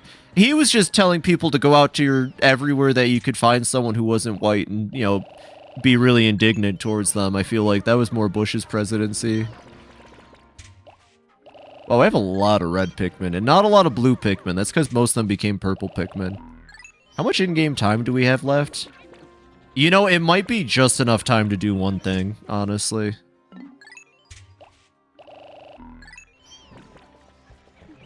But we all know the real best president was Millard Fillmore.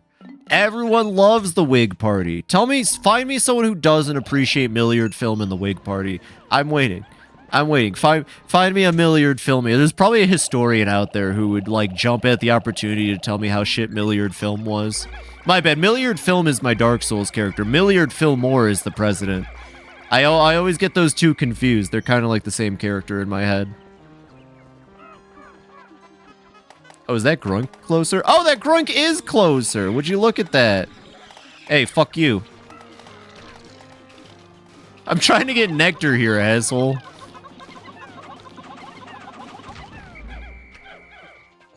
God, so fucking rude. Just pops up while I'm trying to smash rocks. Okay.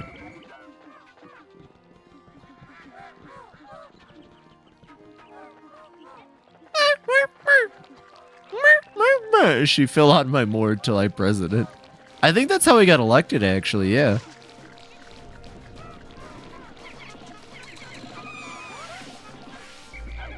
And no Pikmin died. Hi, planters! Welcome in! Merry Tuesday to you. How are you doing today? Hope you're having a good one. You know what, since I have the time and I told myself I was going to stream till about 2:30 anyways, I might as well just wrap this up.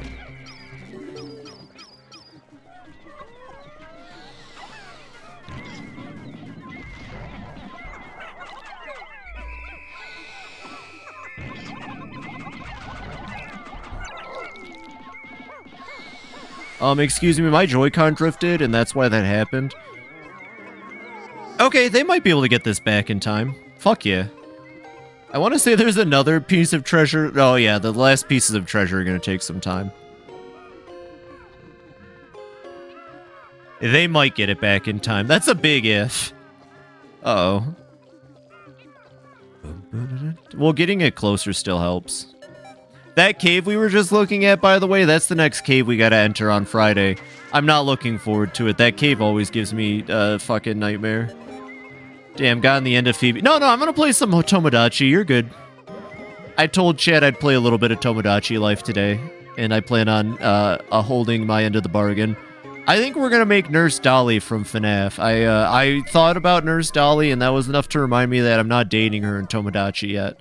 So we gotta kind of fix that problem. I know Helen's been into me, and I honestly was trying really hard to get Rule's card to fall for me. I was trying really hard to get Rule's card to fall for me before the next time I streamed, but instead he fell for the fucking mask, which you can't make up. Of course Rule's card fell for the mask.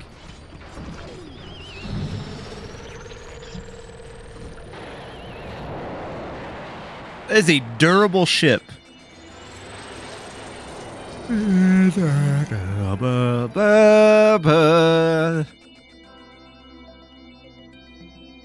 To 3 Fire Emblem Manas. Yeah, that's fair. There's like a zillion of them, so, you know, at least you're getting the same character every time.